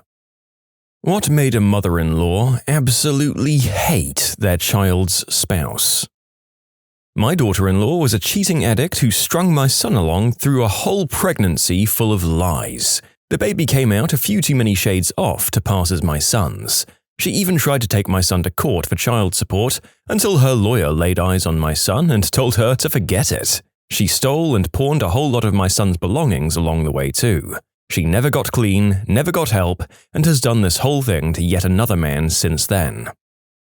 My grandmother hated my mother because my father was married once before and it doesn't count the second time. Basically, she preferred his ex to my mum because divorce. And I'm not making assumptions based on her behavior or things my mother said. She actually said that to me in those exact words many times, as she gave my half-siblings gifts, but not me. Grandpa snuck me gifts behind her back though, because he wasn't an awful person. She was clearly a horrible person, not an average mother-in-law who just dislikes her daughter-in-law. My parents did as much as they could to shelter me from it, but my mum suffered her treatment for 20 years before the universe finally saw fit to take Grandma down. As an adult, after our father died, I had to explain to my oldest half-brother why my father limited contact with his awesome grandma, who was apparently the nicest woman. She brought my half-brother a car. And why it wasn't just my mother being a gargantuan witch who can't get along with anyone. I'm a mother of 3 sons. One of them is married, and until very recently, I absolutely adored my daughter-in-law. She was the daughter I didn't have. They gave me the most amazing granddaughter. My daughter-in-law did, however, bring a level of drama to our lives that we were not accustomed to and that was hard to adjust to. Being a household of primarily males, there wasn't much drama before. The daughter-in-law was 9 years older than my son. They started dating when my son was 19. I was a bit concerned about the age difference, but I always treated her respectfully and with kindness. They're amidst divorce now, and I'm not thrilled with her behavior over the past 6 months. My reason is that she knew she was dating a very young man, and they knew when they decided to marry and have a child that the young man was still quite young. My daughter-in-law remained flummoxed that my son, who is 23 now, hasn't turned into a 30-year-old adult like she is. Some red flags did go off for me as I observed her own relationship with her mother. They were quite harsh with each other, but I tried not to let that affect my acceptance of her, and she became an integral part of our family. Nonetheless, she's treated my son poorly and I no longer like her. It's got absolutely nothing to do with competing with her, it has to do with how she's treating him and us. This potential mother-in-law is open to any potential daughter-in-law or same-sex partner any of my boys become involved with. I want my sons to have loving relationships in their lives, and I would never do anything to hinder whoever they choose to share their lives with. Not all mothers-in-law are horrible people. This may be one of the few answers straight from the horse's mouth, as it were, because I think a lot of the aggression the matriarchs in question feel might not be something they've come to terms with. A lot of them more likely have unconscious biases. However, I'd say that this mother-in-law did a good job of outlining the cause of her distaste in a way that doesn't seem unreasonable. Gold-digging harlot. My grandma hated my uncle's wife. I think it was pure jealousy. Grandma was a bit of a controlling type and hated being replaced. She treated my uncle like a child. Sadly, he died of cancer while still pretty young. Grandma tried to rewrite the obituary and managed to annoy my uncle's wife and children for a very long time. Then my mum hated my brother's first wife. There were plenty of good reasons. She was an addict, a liar, and a cheater, among other things. My mother-in-law didn't hate me, but she didn't love me either. She resented me and wanted to be the only woman in my husband's life. It was obvious that she would have felt like that about anyone. And I didn't like my son's first girlfriend. She seemed very disinterested in everything but herself and her phone. I didn't know her well or for long, but struggled to see what he liked about her beyond her looks. She was pretty. I was with a woman I thought would be my wife. We talked about it, looked at rings. She was Catholic and I'm not. Her mum hated my guts because I wasn't Catholic. Her mum would send her emails monthly saying, "He isn't Catholic. He's not rich and never will be. Find yourself a rich Catholic boy so you don't have to work," etc., etc. The mum got to the point where she spread rumors to my ex's friends about me. So now the mum and a bunch of her friends don't like me. She left me in January. I've barely spoken to her. I got in touch with her the other day and told her how badly I want her back. Turns out she got herself a wealthy Catholic boyfriend now. 3 years of being with her and being broken up for 4 months. I still dream about her every night, and she moved on a few weeks after the split. Feels bad, man. I know why my mum doesn't like my sister-in-law. She's unpleasant and mean. Every time we went to visit, she'd make sure there was at least one fight. With my brother, at least one yelling, drag-out fight. So now, every time we're trying to enjoy a visit, it's tense because we're waiting for the inevitable.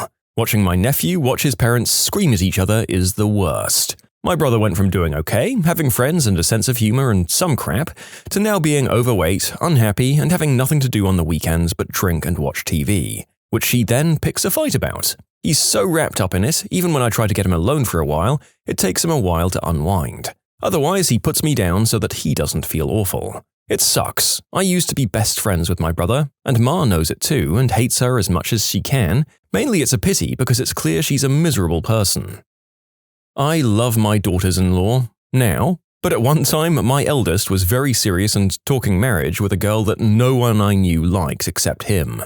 That girl was really arrogant with no particularly good reason for being so. She didn't appear to like anyone else either. She was just very bad-natured. I was upset for my son, but also relieved when she broke it off. He had hit a bad patch and was out of work, so she started seeing someone else. Fun story time, my coworker and I both have terrible mother-in-laws. We always complained to each other because we got it, and it's hard to talk to your husband about it because they clearly love their parent and their parent treats them well. One day she turns to me and says, "I know I'm going to hate my future daughter-in-law because no matter who she is or what she does, she'll never be good enough for my baby." So my response was, "So basically you want to be your mother-in-law." Her eyes got really big and she was horrified that she would act the way our mother-in-law would without even knowing who he was possibly ever going to meet. He was in middle school at the time and years away from being that serious with anyone. I'm pretty sure that's the mentality of my own mother-in-law. I have a relative who hates their daughter-in-law because she wouldn't allow her husband to donate his bone marrow to save his brother-in-law who had leukemia. Her logic being, "One of your sons is already screwed up, why would you potentially want to screw up the second one?" My mother-in-law sees me as competition. She doesn't like that she doesn't have control of her son anymore and that he's allowed to make his own decisions. I don't play her games or feed into her narcissism, and she hates everyone unless she can benefit from them. So there's that. I'm curious if anyone will come and write here as a mother who dislikes her daughter-in-law and admit it for anything other than, "I knew she was trash, she cheated and broke his heart" kind of dislike. You know, a situation where she was clearly validated in the end. My mother-in-law would dig a grave and bury herself in it before consciously admitting, even to herself, that she didn't like me, and makes sure I know it at every chance. There's just such a cognitive dissonance in the way she thinks of herself and the way she truly is, and I bet that's quite common. My mother-in-law never liked me much. She didn't hate me, but I'm pretty sure she thought her son was better than me. Plus, to her, if you aren't blood, you aren't family. She had pictures all over her house of her other kids, of my husband, but not one single picture of me. I spent 20 years trying to get her to like me, and then suddenly I just didn't care anymore. I was pleasant, helped out when needed, but I just didn't give a rat's butt. It made everything much easier. The thing I'm proudest of is that my kids have no idea. She's dead now, and I've never said a bad word about her to them. They loved her, but at her funeral I was told to go in with the rest of her friends and well-wishers, and that I was excluded from the family-only part. Honestly, you win just for taking it with grace, and for being happy despite her preferential treatment. The funeral thing is a bit of a nasty final blow from beyond the grave, but I'd wager that people who saw that happen probably noticed and sympathized with you more afterwards. Victory through grace. Judging by other people's limited replies, I think I can offer something. However, it was a girlfriend of 2 years, not a wife, and she's an ex now, thankfully. They were 19 when they started dating. The biggest issue was a lack of maturity and low self-esteem. Typical young person control and jealousy stuff. It displayed itself in a list of behaviors, like slowly but surely starting disliking his friends and family, which led to many people being systematically removed from his life. Constant accusations of cheating when he was very devoted. He's a one-woman kind of guy. Sadly, she was a child in a woman's body. Pattern of the silly junior high romance with unwanted roughhousing, pinching, and tickling. This was done aggressively after being asked to stop. Expectations of him to join her repeatedly in activities she enjoyed but he disliked, while not willing to share in his interests. Then she'd quiz him on stuff to make sure he was paying attention and learning, identifying tree species, and he was like, "Yeah, I'm walking in the woods when I don't want to. I forgot the names. Why does it matter? I'd rather be listening to records and playing board games." Which was an activity she hated because it included his friends, by the way. Also, her family had issues which she modeled, which included belittling his lifestyle and interests. Our family has issues too, but we all support one another's quirks and eccentricities. We don't require anyone to know our secret cuckoo handshake to join in on the circus. She'd use bedroom favors as a tool to distract him when he was wanting space from her. From what he said, she wasn't even that good at it. He's just my dumb little idiot. I love him, but my God. He was never allowed to do things on his own, or he'd get constant texts and calls, so he'd have to rush what he was doing, even if it was mowing his grandma's lawn. He couldn't even have lunch with me without having hell to pay for it later. She never complimented or appreciated him. Worked below part-time, as few hours as possible, and spent all of her money on girly stuff and expected him to pay all of the bills. She never did her half of the housework and whined when he was too tired or broke to take her out.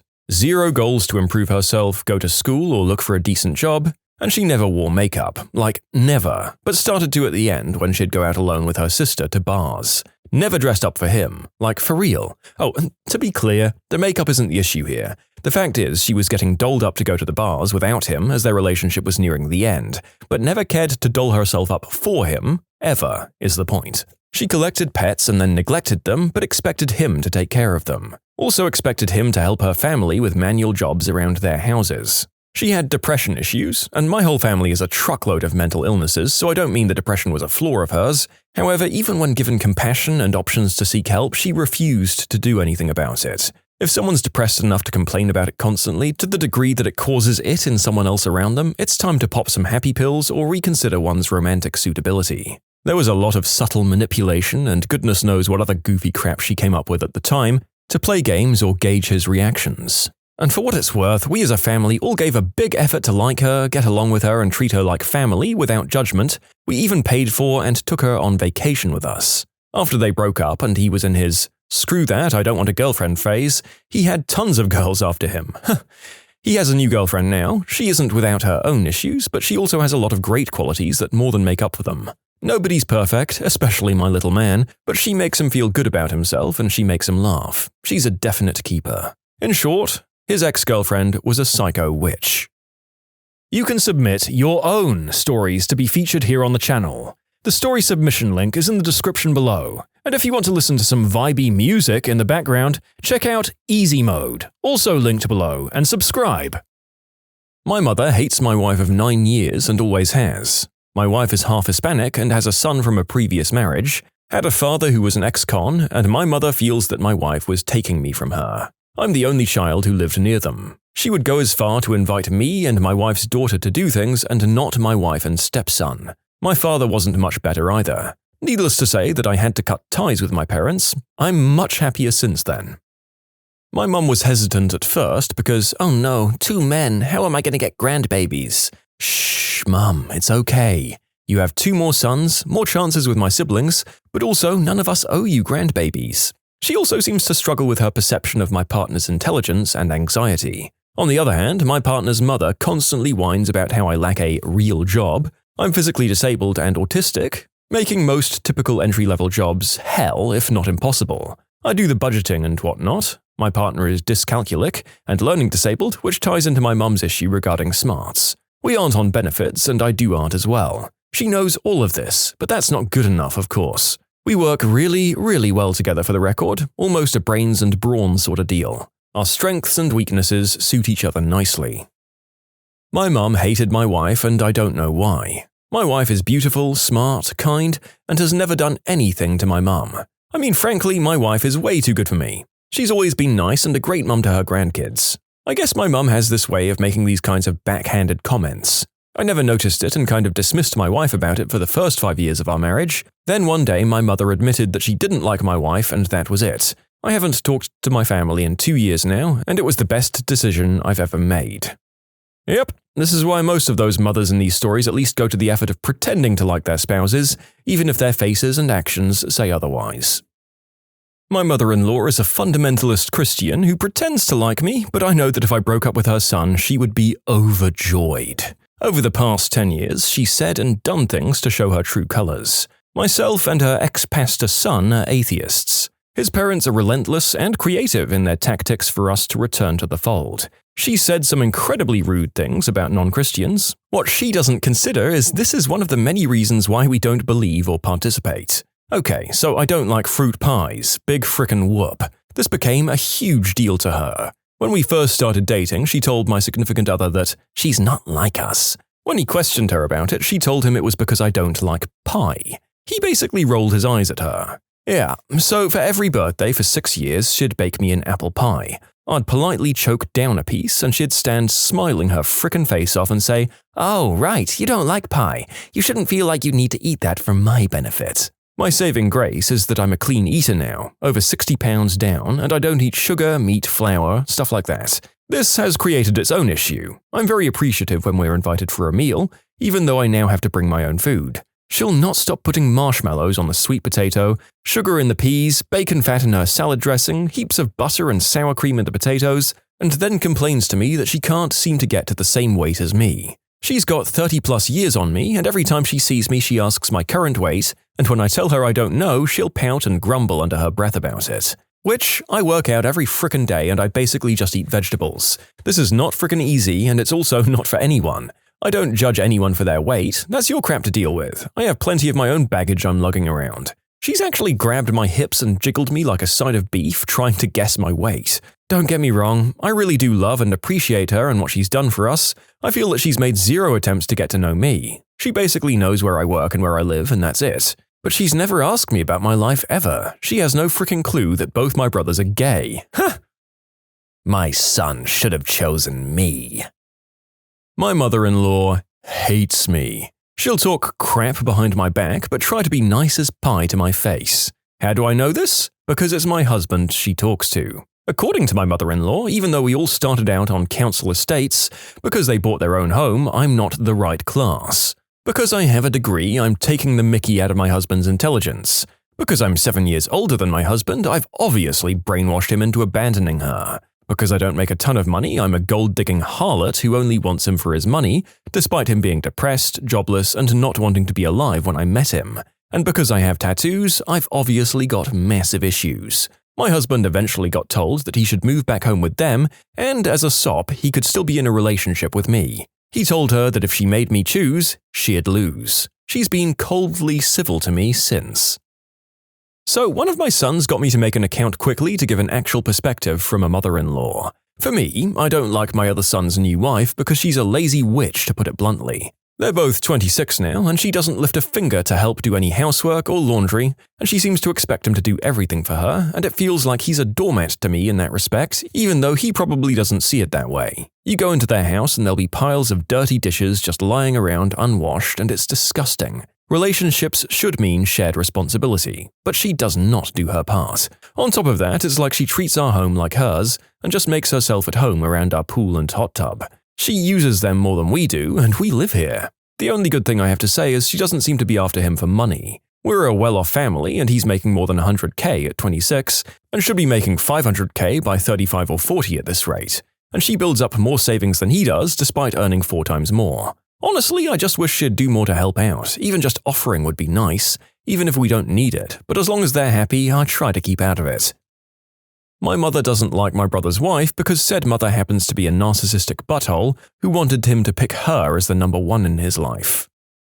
My mother-in-law hates my fiancé simply because he's a recovering smack addict. The fact that I'm one too seems to make no difference to her. What's more, his family is so lovely to me and it makes me really sad that he can't have the same experiences with my family. I'll admit that it could be intimidating to know that your offspring is attached to someone going through a struggle like that, but hate, as always, is the wrong way, man. I can't understand dragging down someone who's actively fighting to come out the other side of addiction. Do your best to help them or be welcoming so that they thrive. My in-laws didn't like me at first because we're different races and speak different languages. They came around when they saw how happy their son was and when I started learning their language. It's been several years now and I can't speak their language, but I understand a lot, so we get along okay. I can answer this question from the other side. I'm a daughter whose mother doesn't really like my husband. His personality doesn't jive with hers, which I could see at first because he can be a bit tightly strung, where she's really laid back, but I guess she won't admit that her daughter is also tightly strung and we're a great match. In addition, he didn't go to college, his family isn't as solid as ours, and his upbringing isn't as good. We also eloped, not in the pregnant teenager sense of the word, but we didn't have a wedding, which she seems to blame him for, and that kind of seals the deal on her dislike of my husband and opinion of my marriage. She doesn't really ask about him, and when I mention him, her answers are curt and seem bothered. We don't currently live in my home state, which I'm hoping to change very soon. As long as she doesn't make her unwarranted opinions known and is able on some level to fake it, we'll be fine. It's not ideal, but it's likely how it'll be. Her mind is made up about him, and the things she said about him or us before we married aren't things I'll ever fully heal from. She has a way, however, of subtly saying things without saying things, and if that's been going on with my family, we'll have to address it. My stepmother-in-law hates me because we have the same first, middle, and last names. My real mother-in-law died, but I felt like she was the only one to try to understand me. When you subscribe, make sure to hit the bell to turn on notifications. Put the playlist on in the background to finish listening to all the stories, or if you want some vibey music to put on in the background, check out easymode. If you like Am I the Genius, give Am I the Jerk a shot. Everything linked in the description.